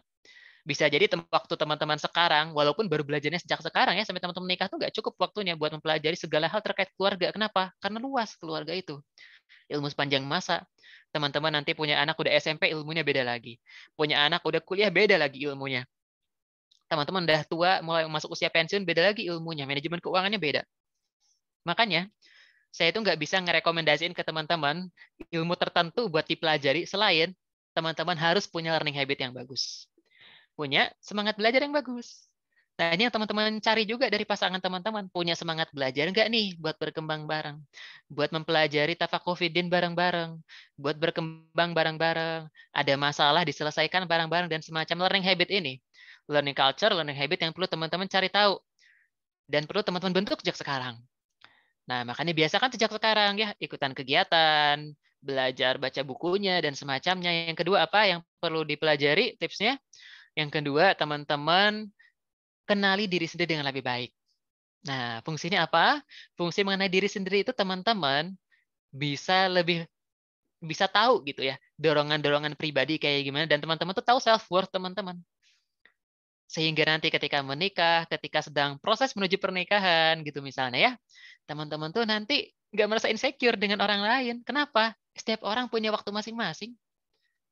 Setiap orang punya potensi masing-masing, kelebihan, kekurangan. Dia bisa cepat karena privilege dia anak orang kaya, misalnya gitu kan. Dia bisa cepat karena privilege dia tampan, dia rupawan, dan semacamnya. Setiap orang punya waktunya masing-masing. Dengan kita mengenali diri sendiri dengan lebih baik, kita bisa lebih baik menerima diri sendiri juga. Akhirnya apa? Kita tidak akan gitu ya terkompori dengan rasa-rasa insecure yang dilempar oleh orang lain. Kayak gitu ya. Nah, yang ketiga apa? Life planning ya, kayak tadi teman-teman. Semakin kita tahu ke depan tuh kita hendak seperti apa, akan semakin tergambar kebutuhan kita dalam menuju pernikahan. Ilmu apa nih berarti yang perlu aku punya nih? Kemudian kalau nanti aku bikin kurikulum pendidikan di keluarga, kurikulumnya bakal gimana nih? Nah, itu bakalan terbantu teman-teman dalam menyusun hal seperti itu, dalam teman-teman menentukan prioritas belajarnya teman-teman, ketika kita punya life planning. Minimal tahu tujuan kita mau ngapain gitu ya. Tahu tujuan kita mau kemana. Tahu mau ke Jakarta gitu ya. Mau rutenya lewat Purwakarta kayak, mau rutenya lewat tol, mau rutenya naik Naga Indosiar kayak bebas kayak gitu ya. Tapi kita tahu tujuan kita mau kemana kayak gitu ya. Nah, yang keempat apa tipsnya? Personal branding. Ini bisa teman-teman lakukan sejak sekarang. Jadilah orang yang mudah dikenali orang lain. Caranya gimana? Bangun personal branding yang jujur. Ya, bangun pencitraan yang jujur. Kalau teman-teman selama ini menggunakan media sosial dipakainya itu cuma buat selfie, cuma buat teman-teman foto pemandangan, gitu ya, buat apapun itu, gitu ya. Coba alihkan sebagian feed teman-teman itu ke arah personal branding. Biar teman-teman udah dikenali. Udah dikenali apanya, Kang Asa? Dikenali apa prinsip hidup teman-teman? Apa sih nilai-nilai yang teman-teman anut selama ini? Bagaimana aktivitas kita? Bagaimana pandangan kita dalam melihat kehidupan? Wah, itu lebih penting untuk menganalisa langkah menuju pernikahan kayak gitu ya, daripada foto selfie kita dan semacam, dan itu bisa dibangun oleh kita sekarang. Nah, gitu ya teman-teman. Jadi apalagi jangan sampai teman-teman gunakan di sosial itu buat berkeluh kesah aja gitu ya. Nah, jangan digunakan untuk seperti itu. Gunakan untuk personal branding yang jujur. Kalau teman-teman emang punya nilai itu yang dipanut dalam diri teman-teman dari awal gitu ya sampai sekarang, ya sampaikan itu gitu ya. Jangan dibuat-buat juga akhirnya jadi pencitraan palsu gitu ya. Ini bukan pemilu gitu ya. Tapi ini menentukan masa depan teman-teman semua di sini gitu ya. Yang kelima apa? Nah, ini istilah buatan Asa aja gitu ya. Pelajarilah teman-teman, wahai single semua di sini, the art of nggak peka. Seni bersikap tidak peka. Nah, ini kayaknya kalau dibikin buku menarik ya. Saya jadi kepikiran bikin buku jadinya ya. Seni bersikap tidak peka. Maksudnya gimana, Kang? Maksudnya, teman-teman, disadari atau tidak, memang yang namanya hati gitu ya. Kemudian nanti iblis ada juga ikut mempermainkan hati kita juga gitu ya. Itu membuat interaksi kita selama ini dalam kuliah, dalam berorganisasi, dalam apapun itu tuh penuh bumbu-bumbu romansa yang nggak perlu gitu ya. Kita dikasih chat pakai titik 2 kurung tutup, dikiranya sedang disenyumin gitu ya. Padahal mah cuma ngirim emoticon gitu ya. Kita dikasih kado sedikit, dikiranya diperhatiin lebih. Padahal orang itu ngasih kado ke semuanya, nggak cuma ke kita gitu ya. Makanya art of nggak peka ini perlu. Buat apa ya kalau kita belum siap untuk misalnya meminang, belum siap untuk menuju proses yang lebih serius kayak gitu ya. Jangan bikin dia merasa begitu istimewa sampai-sampai mengharapkan kita. Kayak gitu misalnya. Atau ketika ada orang-orang mengkode dan semacamnya, tapi teman-teman itu tidak punya preferensi ke dia gitu ya dan semacamnya, gunakanlah ini art of nggak peka ini untuk menghindari bumbu-bumbu yang muncul kayak gitu ya ketika teman beraktivitas. Karena ini ya saya juga pernah beraktivitas sebagai mahasiswa gitu ya, sebagai anak muda ya pasti muncul yang seperti ini tuh gitu ya. Makanya perlu nih teman-teman memilih cara untuk tidak peka gitu ya. Cara untuk tidak peka, belajar caranya nggak peka tuh kayak gimana. Untuk menghindari hal yang nggak perlu. Dan yang terakhir apa? Teman-teman manage informasi yang muncul ke teman-teman semua di sini. Gimana tuh manage-nya Kang Asa? Karena gini teman-teman, hal ini bahkan menjadi masalah bagi orang yang sudah berkeluarga. Informasi. Kompor-kompor ini ya, kompor-kompor busuk di sekeliling kita gitu ya, yang suka ngompor-ngomporin gitu ya, nyocok-nyocokin, kayaknya lu cocok sama dia dan semacamnya. Nah, teman-teman hindarilah kompor-kompor meleduk ini gitu ya, yang bikin teman-teman nanti teralihkan kayak gitu ya, teralihkan dunianya, teralihkan fokusnya dan semacamnya karena hal yang nggak perlu kayak tadi. Percayalah, kompor-kompor seperti inilah yang juga bikin angka perceraian itu meningkat. Kenapa? Ketika di kantor, kemudian teman sekantornya bilang, Pak, kayaknya asisten Bapak perhatian banget sama Bapak. Mulai kan dikompor-komporin. Akhirnya cerai dan semacamnya, nikah siri, dan apapun itu. Itu semua terjadi ketika kita tidak bisa nge-manage informasi yang masuk, gitu ya. Kita nggak bisa menyaringnya, mana informasi yang perlu, mana yang serius, mana yang enggak, gitu ya. Kita terbawa sama perasaan, terbawa sama kompor-komporan orang. Akhirnya fail kayak gitu ya. Nah, jagalah arus sistem informasi ini. Gimana tuh ngejaganya, Kang Asa? Salah satunya, teman-teman, batasilah kepada siapa teman-teman bercerita. Batasilah kepada siapa teman-teman bercerita. Karena ini kejadian. Saya udah pengalaman ngeta'arufin orang sampai 10. Nih ya, ini sekarang orang ke-10 nih. Udah 10 pasangan nih dita'arufin gitu ya. Dan ini beneran terjadi kayak gitu ya. Awalnya kita nggak tahu kabarnya apa-apa gitu, tiba-tiba nyebar kemana-mana gitu ya, tiba kok tahu ada lagi ta'aruf, tiba-tiba kok tahu ini lagi proses sama si itu. Kenapa? Karena kita ngomongnya ember gitu ya, kita nggak bisa nge-manage informasi yang keluar dari mulut kita ke teman kita sendiri. Tiap ketemu orang cerita gitu, gue lagi proses ini sebenarnya sama si dia, gimana menurut lo gitu ya, nyebar akhirnya sekampus gitu ya, nyebar sekelas, akhirnya tahu semua, bubar gitu ya. Dan manage juga informasi yang masuk ke kita. Kalau bisa, bahkan kita nggak usah ngedengerin banyak informasi terkait prosesnya orang kayak gitu ya. Kecuali yang perlu aja, kecuali yang perlu. Kenapa? Karena ini bisa membuat akhirnya kita ini tertrigger gitu ya, tertrigger. Ini udah kejadian juga ini gitu ya. Tertrigger. Kita ngedengerin sahabat baik kita cerita terkait bagaimana preferensi dia ke si Ikhwan itu gitu ya. Ternyata preferensi dia sama kayak preferensi kita. Kita akhirnya nggak jadi gitu ya, nggak berani nikung sahabat baik kita sendiri kayak gitu ya, kan kayak gitu kejadian kayak sinetron gitu ya. Nah itulah teman-teman yang terjadi ya ketika kita tidak bisa manage informasi dengan baik, apalagi terkait urusan krusial kayak gini. Makanya jagalah tuh teman-teman arus informasi itu, termasuk ketika sudah menikah, biar kita nggak salah kayak gitu ya dalam melihat suatu masalah kayak gitu, lebih jernih dalam melihat. Nah, gimana kemudian caranya agar kita ini bisa berlatih nih, Kang, biar bisa berlatih hal-hal tadi, mempelajari ilmunya, kemudian persiapkan dengan lebih baik, menghindari perceraian, kemudian akhirnya nanti kita bisa membangun keluarga yang baik. Cara berlatihnya kayak gimana? Sebenarnya teman-teman selama ini, entah teman-teman sadar atau enggak, teman-teman sedang berlatih. Teman-teman sedang berlatih. Di organisasi, dimanapun itu, teman-teman sedang berlatih dan sedang diperhatikan oleh orang lain. Oh, si dia mah kalau rapat suka terlambat, kecatet, gitu kan ya, diamati. Oh, si dia mah kalau misalnya dikasih amanah nggak bener nih, nggak amanah gitu ya, tercatat tuh. Dan semacamnya. Pun orang lain nggak cerita ke kita, karakter kita seperti apa, mereka tuh membangun kesimpulan-kesimpulan sendiri dalam pikiran mereka tentang diri kita. Aktivitas kita sehari-hari, bagaimana kedewasaan kita dalam melihat masalah, bagaimana kedewasaan kita dalam menyelesaikan suatu persoalan. Wah, itu diamati sama orang lain. Makanya teman-teman jangan pernah lupa kalau teman-teman itu sampai sekarang saat ini pun sedang berlatih di organisasi teman-teman, di kampus teman-teman menghadapi bagaimana dilema bertemu dengan dosen, pembimbing TA dan semacamnya kayak gitu ya. Wah, itu semua adalah cara teman-teman berlatih dewasa. Cara teman-teman berlatih dewasa, karena kedewasaan ini yang penting. Kedewasaan ini yang penting, dan kedewasaan pula lah yang bikin pertempuran kayak apa aja gitu, pertempuran Dragon Ball gitu ya, pertengkaran itu terjadi gitu ya. Kemudian apa tadi misalnya Bang Toib itu terjadi gitu ya, perselingkuhan terjadi, nggak dewasa dan melihat pernikahan, lupa kalau ada komitmen di rumah gitu teman-teman ya. Ya, waktunya sudah 17:01, dikit lagi.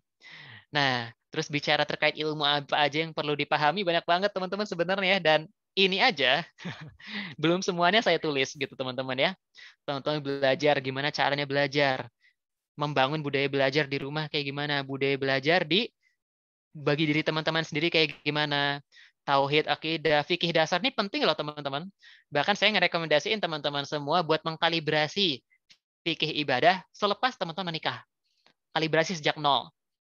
Gimana tata cara wudhu, wajibnya, rukunnya, dan semacamnya. Itu selalu bermanfaat banget, dan bisa jadi teman-teman ketika mengkaji itu baru nggak, oh ternyata ini wajib, oh ternyata cara sholatnya kayak gini, ternyata selama ini saya mandi besar tuh salah. Oh itu bakal terreview semua ketika teman-teman mengkalibrasi fikih tadi.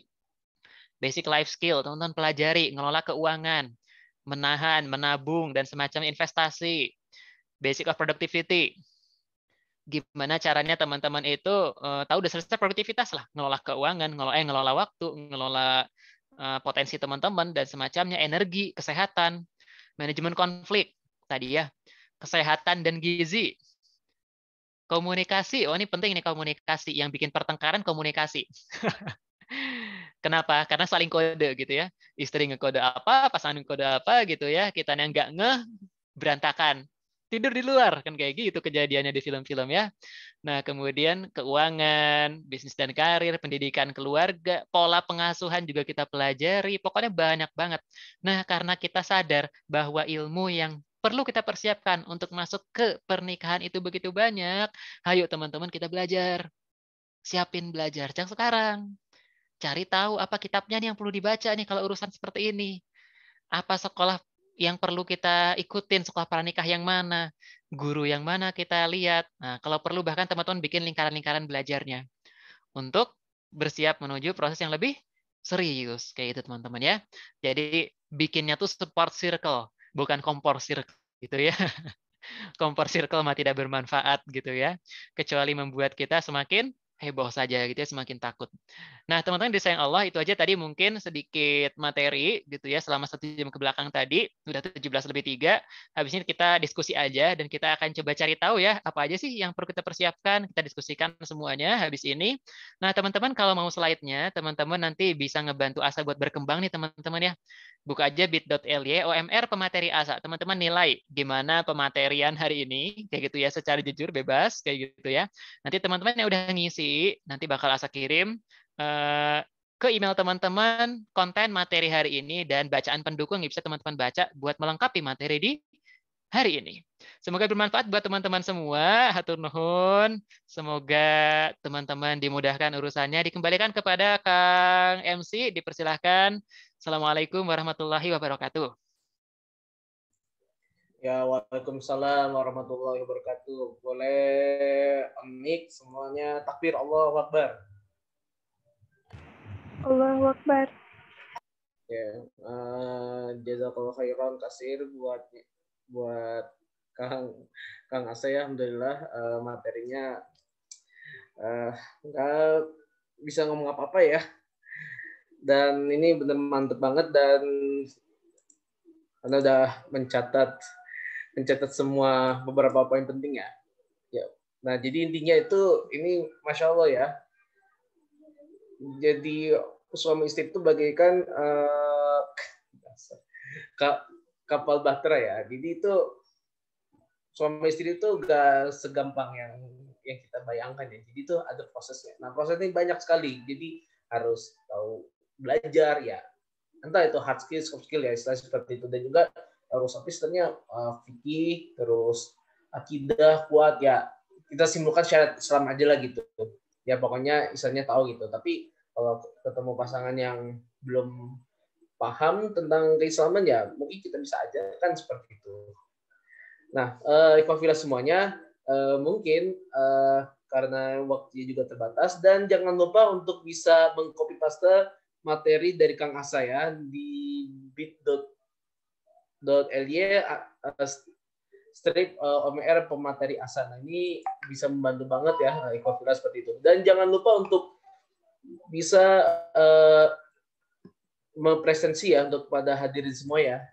Dan mungkin untuk panitianya bisa membantu Kang Asa ya untuk bisa dibuat bit.ly-nya atau semacamnya gitu. Ini mantep pokoknya ya.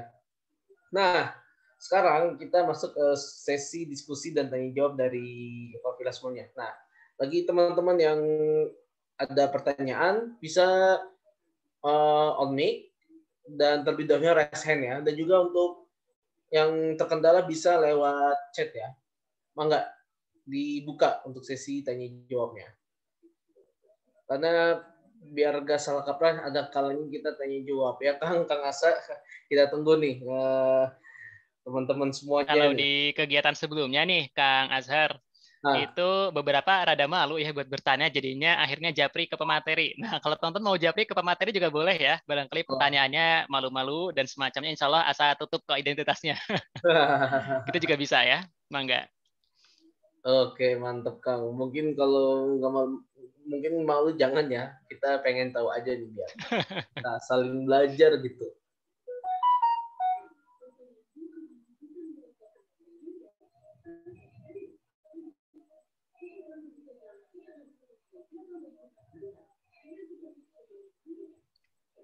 Ya, sambil menunggu mungkin ya, sambil menunggu teman-teman yang hendak bertanya, mungkin ini juga perlu diangkat ya ke teman-teman semua terkait menuntut ilmu juga ya tadi ya.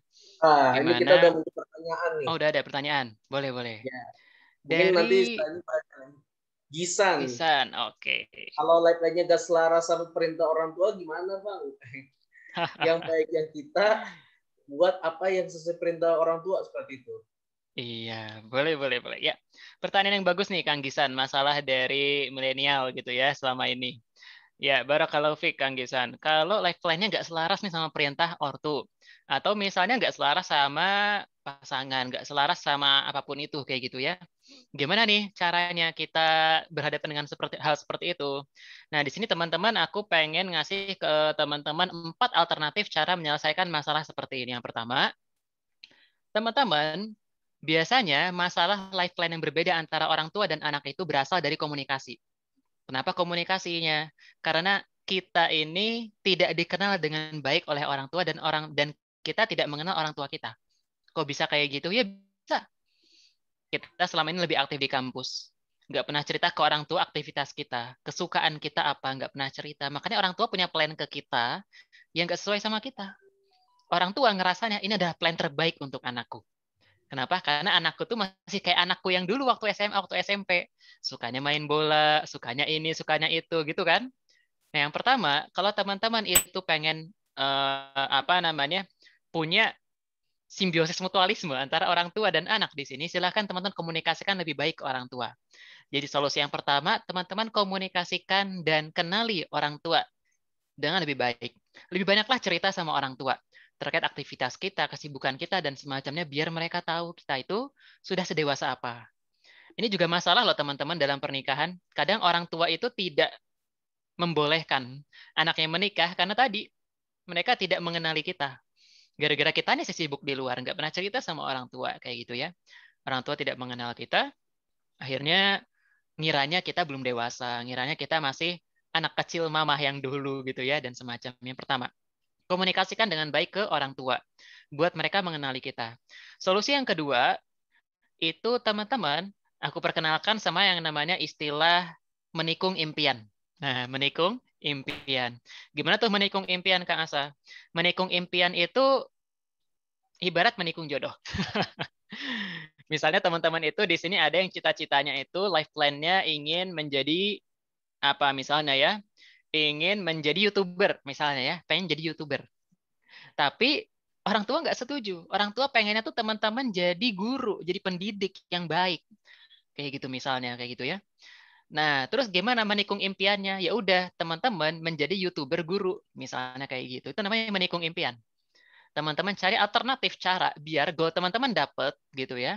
Tapi perintah orang tua juga dapat gitu teman-teman ya.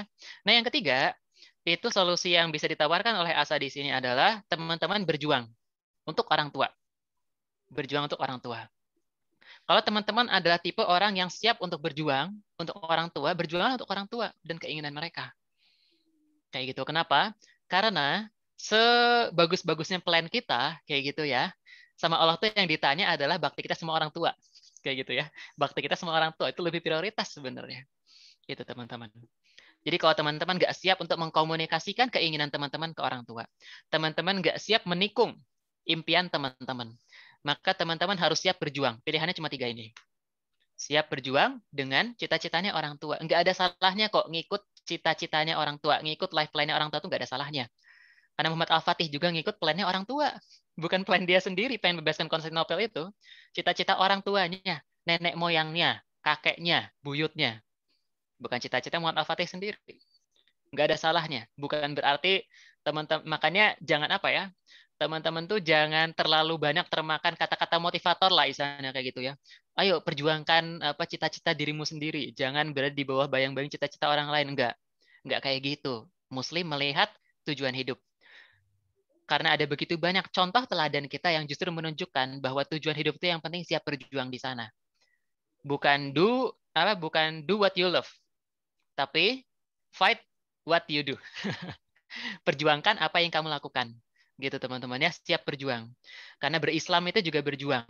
Aslama yuslimu islaman itu kerelaan. Kita tuh rela. Allah suruh ini, Allah suruh itu gitu ya. Nabi Muhammad suruh ini, suruh itu, kita rela. Tapi kita merdeka. Kenapa? Karena kita mengikutnya dengan senang hati.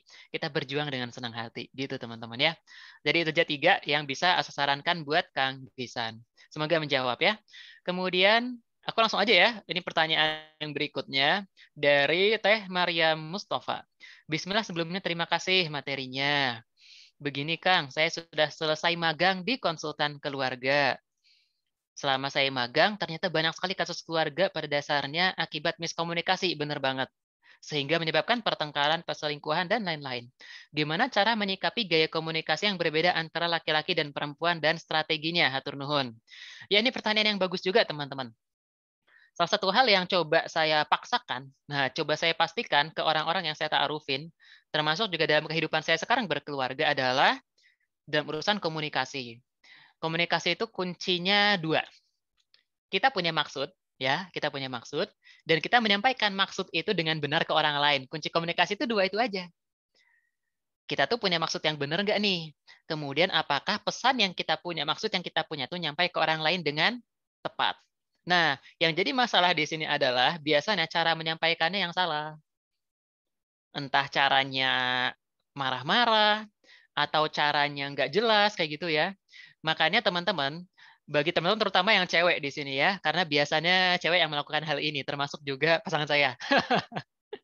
Kalau misalnya teman-teman di sini senang dengan kode mengkode gitu ya, kode mengkode dan semacamnya, maka teman-teman harus siap dengan konsekuensi orang lain nggak paham kode teman-teman. Harus siap dengan konsekuensi itu, jangan marah-marah ketika dia nggak paham kodenya. Namanya aja kode.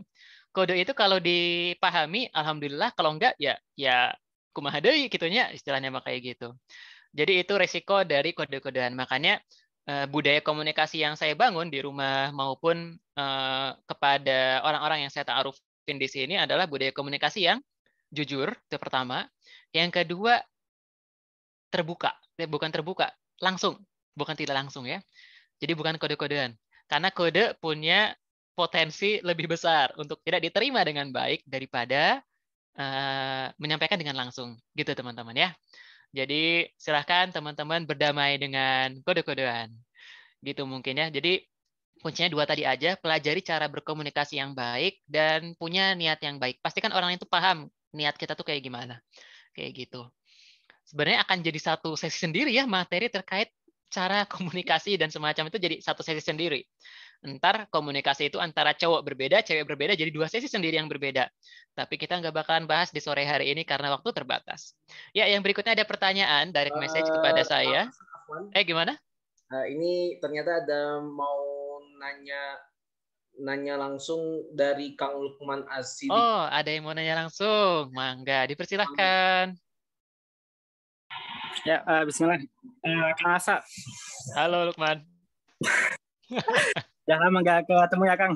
Iya, pandemi ini. Iya, betul. Ingin tanya Kang, kan menikah itu kan salah satu bata peradaban umat. Pun mengingat kalau kita berkecil Indonesia 2045 itu Indonesia sedang demografi dan diprediksikan sedang jaya-jayanya gitu. Pun ketika pasangan dekade ini ya, pasangan itu menikah, maka anak-anaknya ketika 2045 itu mungkin ini ya masih sudah menjadi pada para pemuda yang punya karya dan sebagainya. Untuk menyiapkan sana gitu ya Kang. Kan perlu mungkin hal-hal yang perlu kita siapkan tuh perlu lebih banyak gitu Kang. Gimana sih Kang untuk cara ini mengukur keseriusan kita dalam menyiapkan gitu? Misalkan kalau ketika kuliah seriusnya, ketika skripsi kita baru baca buku kuliah misalkan satu lembar sehari misalkan 50 halaman, atau misalkan ketika ukuran cara mengukur kesiapan pernikahan itu gimana sih Kang? Dan juga ini Kang, ini ya mungkin ada istilah kalau sudah nikah itu nggak bisa jadi aktivis lagi gitu. Iya. Dan itu gimana caranya untuk kita ketika udah nikah tuh misalkan bisa jadi tetap bisa jadi aktivis atau seperti apa gitu. Itu mungkin ya. Siap. Terima kasih Lukman, pertanyaan yang bagus juga dan ini masih nyambung sama materi kita. Barakallahu fiik. Memang pernikahan itu bicara terkait peradaban ya. Bicara terkait keturunan kita, generasi loh. Pernikahan itu bicara soal generasi. Kalau teman-teman ngelihat pernikahan itu hanya bicara tentang dua orang, saya dan dia, maka salah. Pernikahan itu bicara seputar generasi. Makanya uswah hasanah kita dalam urusan keluarga namanya Nabiullah Ibrahim alaihissalam. Beliau itu menjadi teladan terbaik kita sebagai orang tua. Kenapa? Karena beliau nggak pernah melupakan doa kepada keturunannya dalam doa apapun. Doa-doa untuk keluarga itu semua sunnahnya dari Nabi Ibrahim itu banyak ya. Doa kepada keluarga dan semacamnya. Makanya salah satu hal ya yang tadi belum sempat kesebut juga sama Asa dalam materi adalah doa, jangan lupa ya. Itu doa tuh yang bisa dilakukan sama kita dengan jomblo sebagai jomblo juga sebagai single di sini, itu doa hal yang bisa kita lakukan gitu. Nah, terkait potensi tadi bagaimana membangun peradaban dan bagaimana kita mengukur kesiapan, kesiapan itu sebenarnya ukurannya itu tidak pasti. Kenapa bisa dibilang tidak pasti? Karena akan berbeda-beda ukuran kesiapan antara seseorang dengan orang yang lain. Kalau misalnya teman-teman adalah keluarga entrepreneur misalnya mungkin ya, keluarga entrepreneur. Teman-teman nanti dipersiapkan oleh orang tua untuk misalnya meneruskan bisnis keluarga. Maka salah satu ukuran kesiapan teman-teman bisa jadi adalah teman-teman itu udah lebih paham nih gimana ngurus bisnis keluarga dan semacamnya. Makanya ukuran kesiapan tuh nggak ada yang baku sekali, itu nggak ada ya, karena itu bisa depends on setiap orang kesiapannya seperti apa. Kalau teman-teman selama ini mungkin merasa amat temperamen orangnya kayak gitu, bisa jadi ya gampang marah, gampang emosian, bisa jadi teman-teman bikin parameter buat diri sendiri. Teman-teman tuh udah siap menikah ketika teman-teman sudah bisa dengan lebih baik membendung emosi teman-teman kayak gitu. Jadi ukuran kesiapan itu bisa teman-teman ukur sendiri dengan gimana sih goal teman-teman dalam pernikahan itu. Oh, saya tuh punya target ketika sudah menikah, maka saya udah jadi pribadi yang lebih baik dalam mengelola waktu, lebih baik dalam mengelola keuangan dan semacamnya. Nah, itu berarti ukuran kesiapan teman-teman, belajar keuangan, belajar apapun itu kayak gitu. Jadi nggak ada ukuran baku. Khawatirnya kalau aku bikin ukuran baku di sini itu jadi beban buat teman-teman gitu ya. Wah, ini kata Kang Asa, harus belajar ini itu, berarti aku belum siap dong. Akhirnya teman-teman nggak nikah sampai 5 tahun ke depan gara-gara Asa. Nah, Asa nggak mau punya beban moral kayak gitu teman-teman ya. Jadi ukuran kesiapan silahkan teman-teman amati diri sendiri tadi ya, kenali diri sendiri dengan lebih baik, plan teman-teman ke depan kayak gimana, dan buatlah ukuran yang bisa mengukur langkah yang lebih mulus gitu ya buat teman-teman menuju ke pernikahan kayak gitu mungkin ya. Bicara pernikahan sempurna sih bisa dipastikan sulit. gitu ya.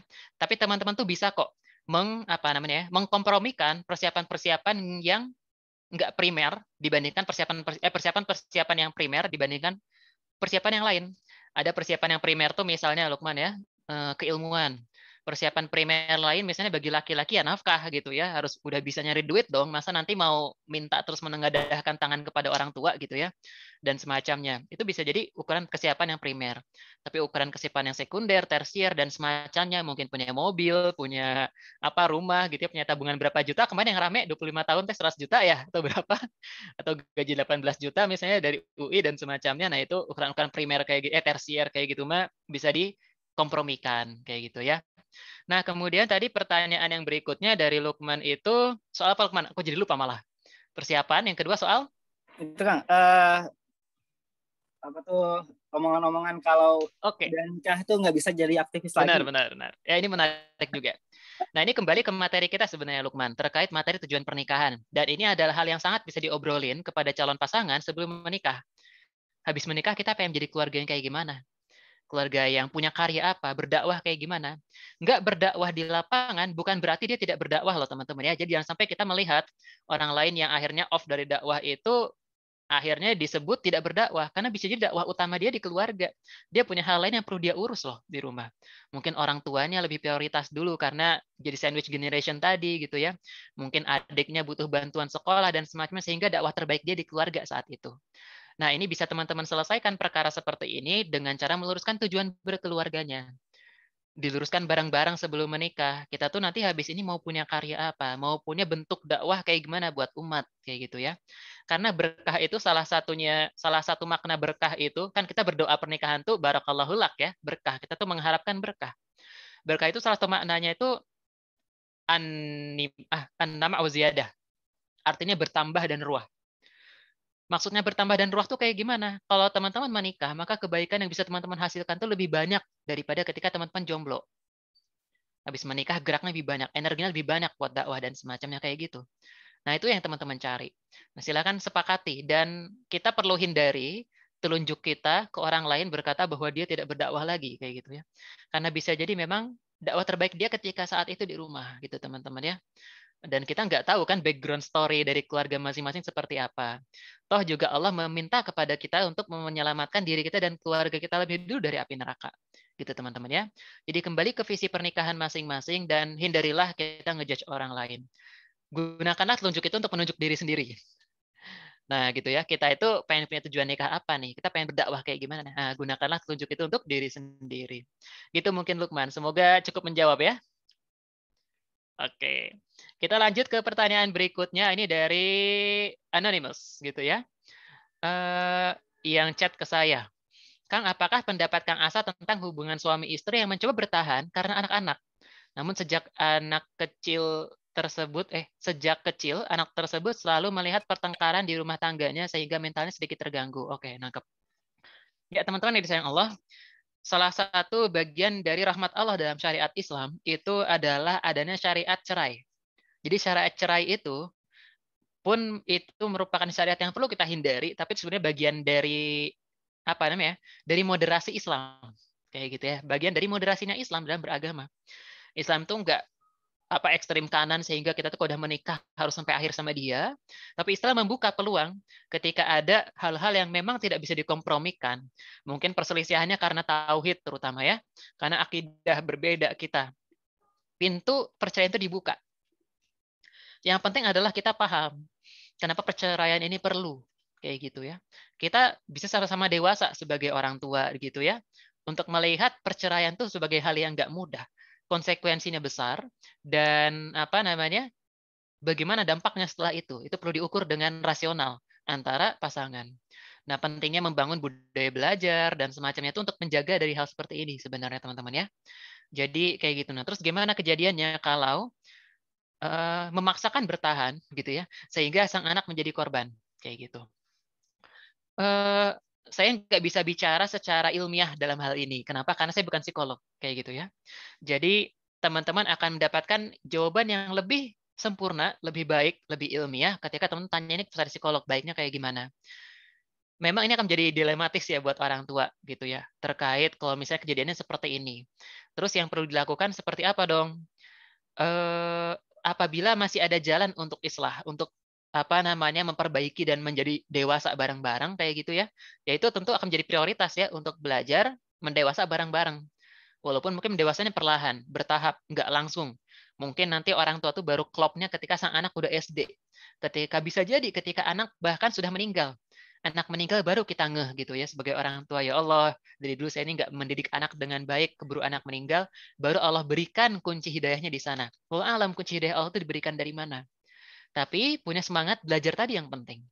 Makanya teman-teman sebelum menikah pastikan pasangan itu punya semangat belajar. Semangat belajar. Sehingga masalah apapun itu bisa didiskusikan dengan baik, punya budaya belajar yang baik. Kemudian teman-teman bisa menyelesaikan masalah itu dengan dewasa, sebagai orang dewasa, sebagai orang tua, bukan anak kecil yang berantem mainan gitu ya. Itu teman-teman. Jadi itu mungkin sedikit saran yang bisa Asa berikan, tentunya jawaban yang lebih ilmiah bisa teman-teman cari dari pakarnya langsung ya. Barakallahu fiik, semoga menjawab. Masih ada waktu 3 menit. Satu lagi pertanyaan ya, kayaknya bisa. Dari anonim juga yang ngejapri Asa. Assalamualaikum Kang, gimana nih caranya memberitahu calon suami terkait ibadah? Misalnya susah sholat, kemudian susah ya ngasih taunya, mungkin ada yang masih ngerokok, susah ngasih taunya, dan semacamnya, dan lain-lainnya. Gimana tuh caranya? Nah, ini pertanyaan yang juga menarik.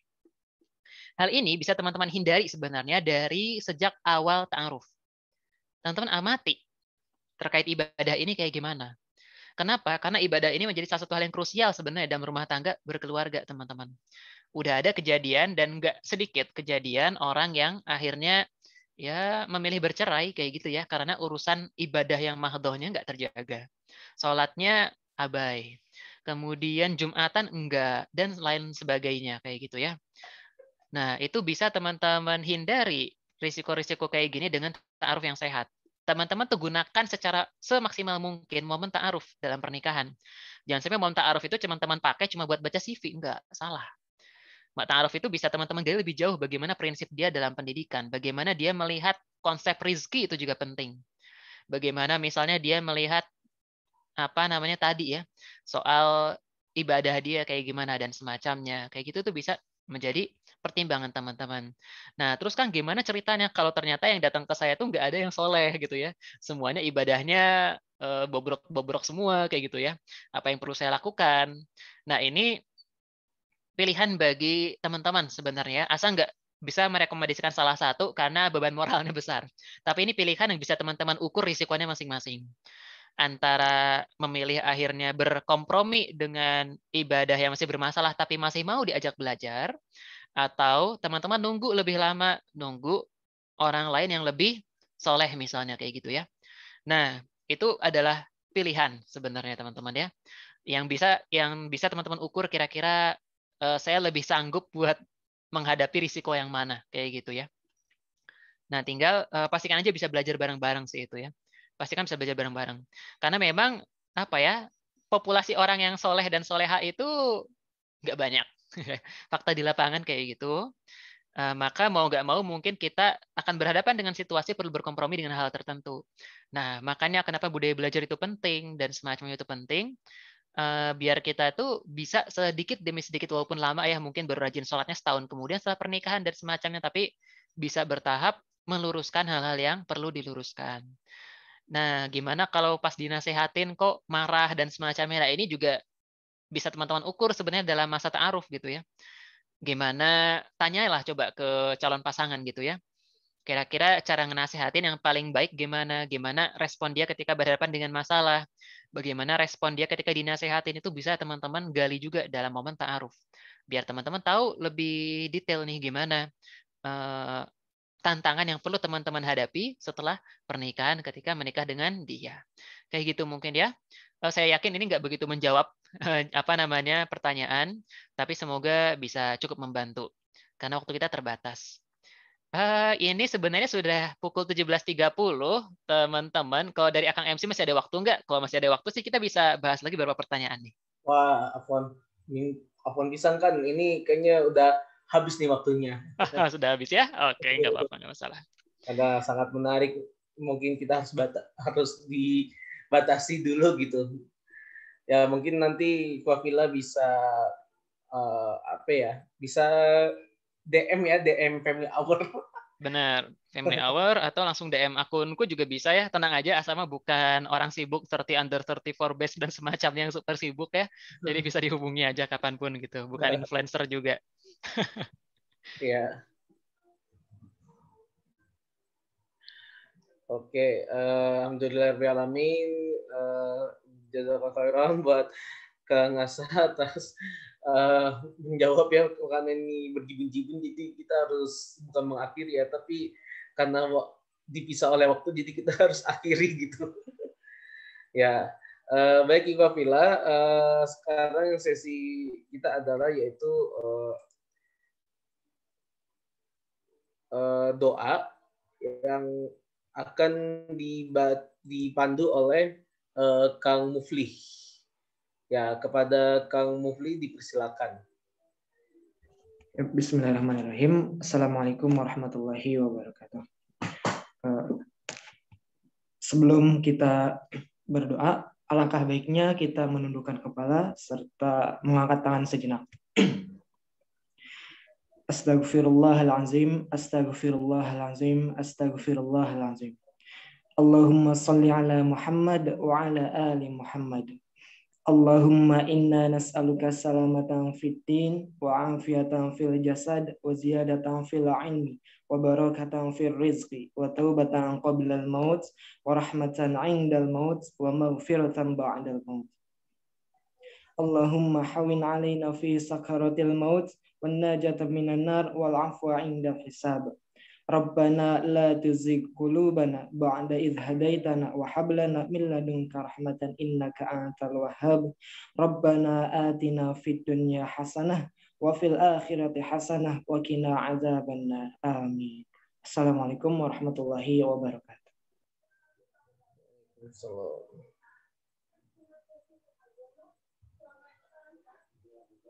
Ya, alhamdulillahirabbil alamin.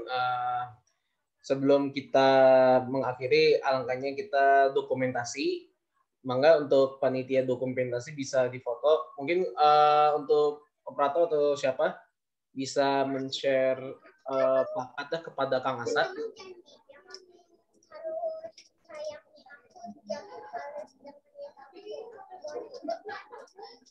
Ya. Bagian dokumentasi bakal sudah siap untuk difoto. Ya, mangga untuk bisa meng-on cam semua ya, kita bakal foto sama orang penting Kang Asa. Iya.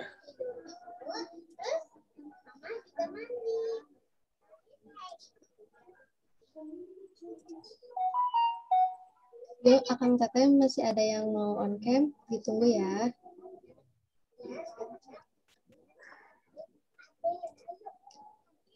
Kita hitung dulu sampai 10. 1, 2, 3, 4, 5, 6, 7, 8, 9, 10. Oke. Siap ya? Slide pertama ada 2. 1, 2, 3.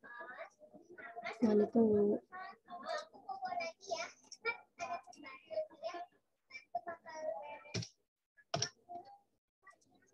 Slide kedua. 1, 2, 3. Terima kasih. Ya, alhamdulillahirrahmanirrahim. Kita sekali lagi takbir bersama-sama. Allahu Akbar. Allahu Akbar. Oke, ya Kang Asa, hatur nuhun pisan Kang, jazakallahu khairan. Kita belum puas sih sebenarnya, tapi karena kita terbatas waktu, jadi ya udah kita harus berpisah. Aduh, sedih banget Kang. Ya, jangan kapok-kapok Kang, nanti main lagi ke sini ke KDM dalam bentuk apapun dan di waktu kapanpun Kang. Siap, aman insya Allah. Baik, mungkin ini karena sudah di penghujung acara, mungkin Anas waktu MC sebenarnya punya pantun tapi cuma 2 bait ya. Nah, pantunnya begini. Cakep. Belum. Oke. Tahu gejrot, tahu isi. Nah, Nikah muda jadi solusi. Bukan nikah dini ya, nikah muda ya. Soalnya nikah muda itu usianya ya minimal 20 tahun ke atas ya gitu. Ya, segitu aja. Mohon maaf apabila ada kesalahan dan kesilapan dan kekurangan selama menjadi MC. Anas selaku MC pamit undur diri. Kurangnya mohon maaf dimaafkan. Ihdinas siratal mustaqim. Wassalamualaikum warahmatullahi wabarakatuh. Waalaikumsalam warahmatullahi wabarakatuh. Cakep MC pantunnya. Mantap. Terima kasih Kang Asa. Ikan tongkol, ikan teri. Terima kasih juga semuanya. Turnuhun. Turnuhun Kang Asa. Shalom. Salam. Off cam. Azari mana Azari? Ayo kita pantun-pantun lagi. Balas pantun sekarang. Siap. Astagfirullah.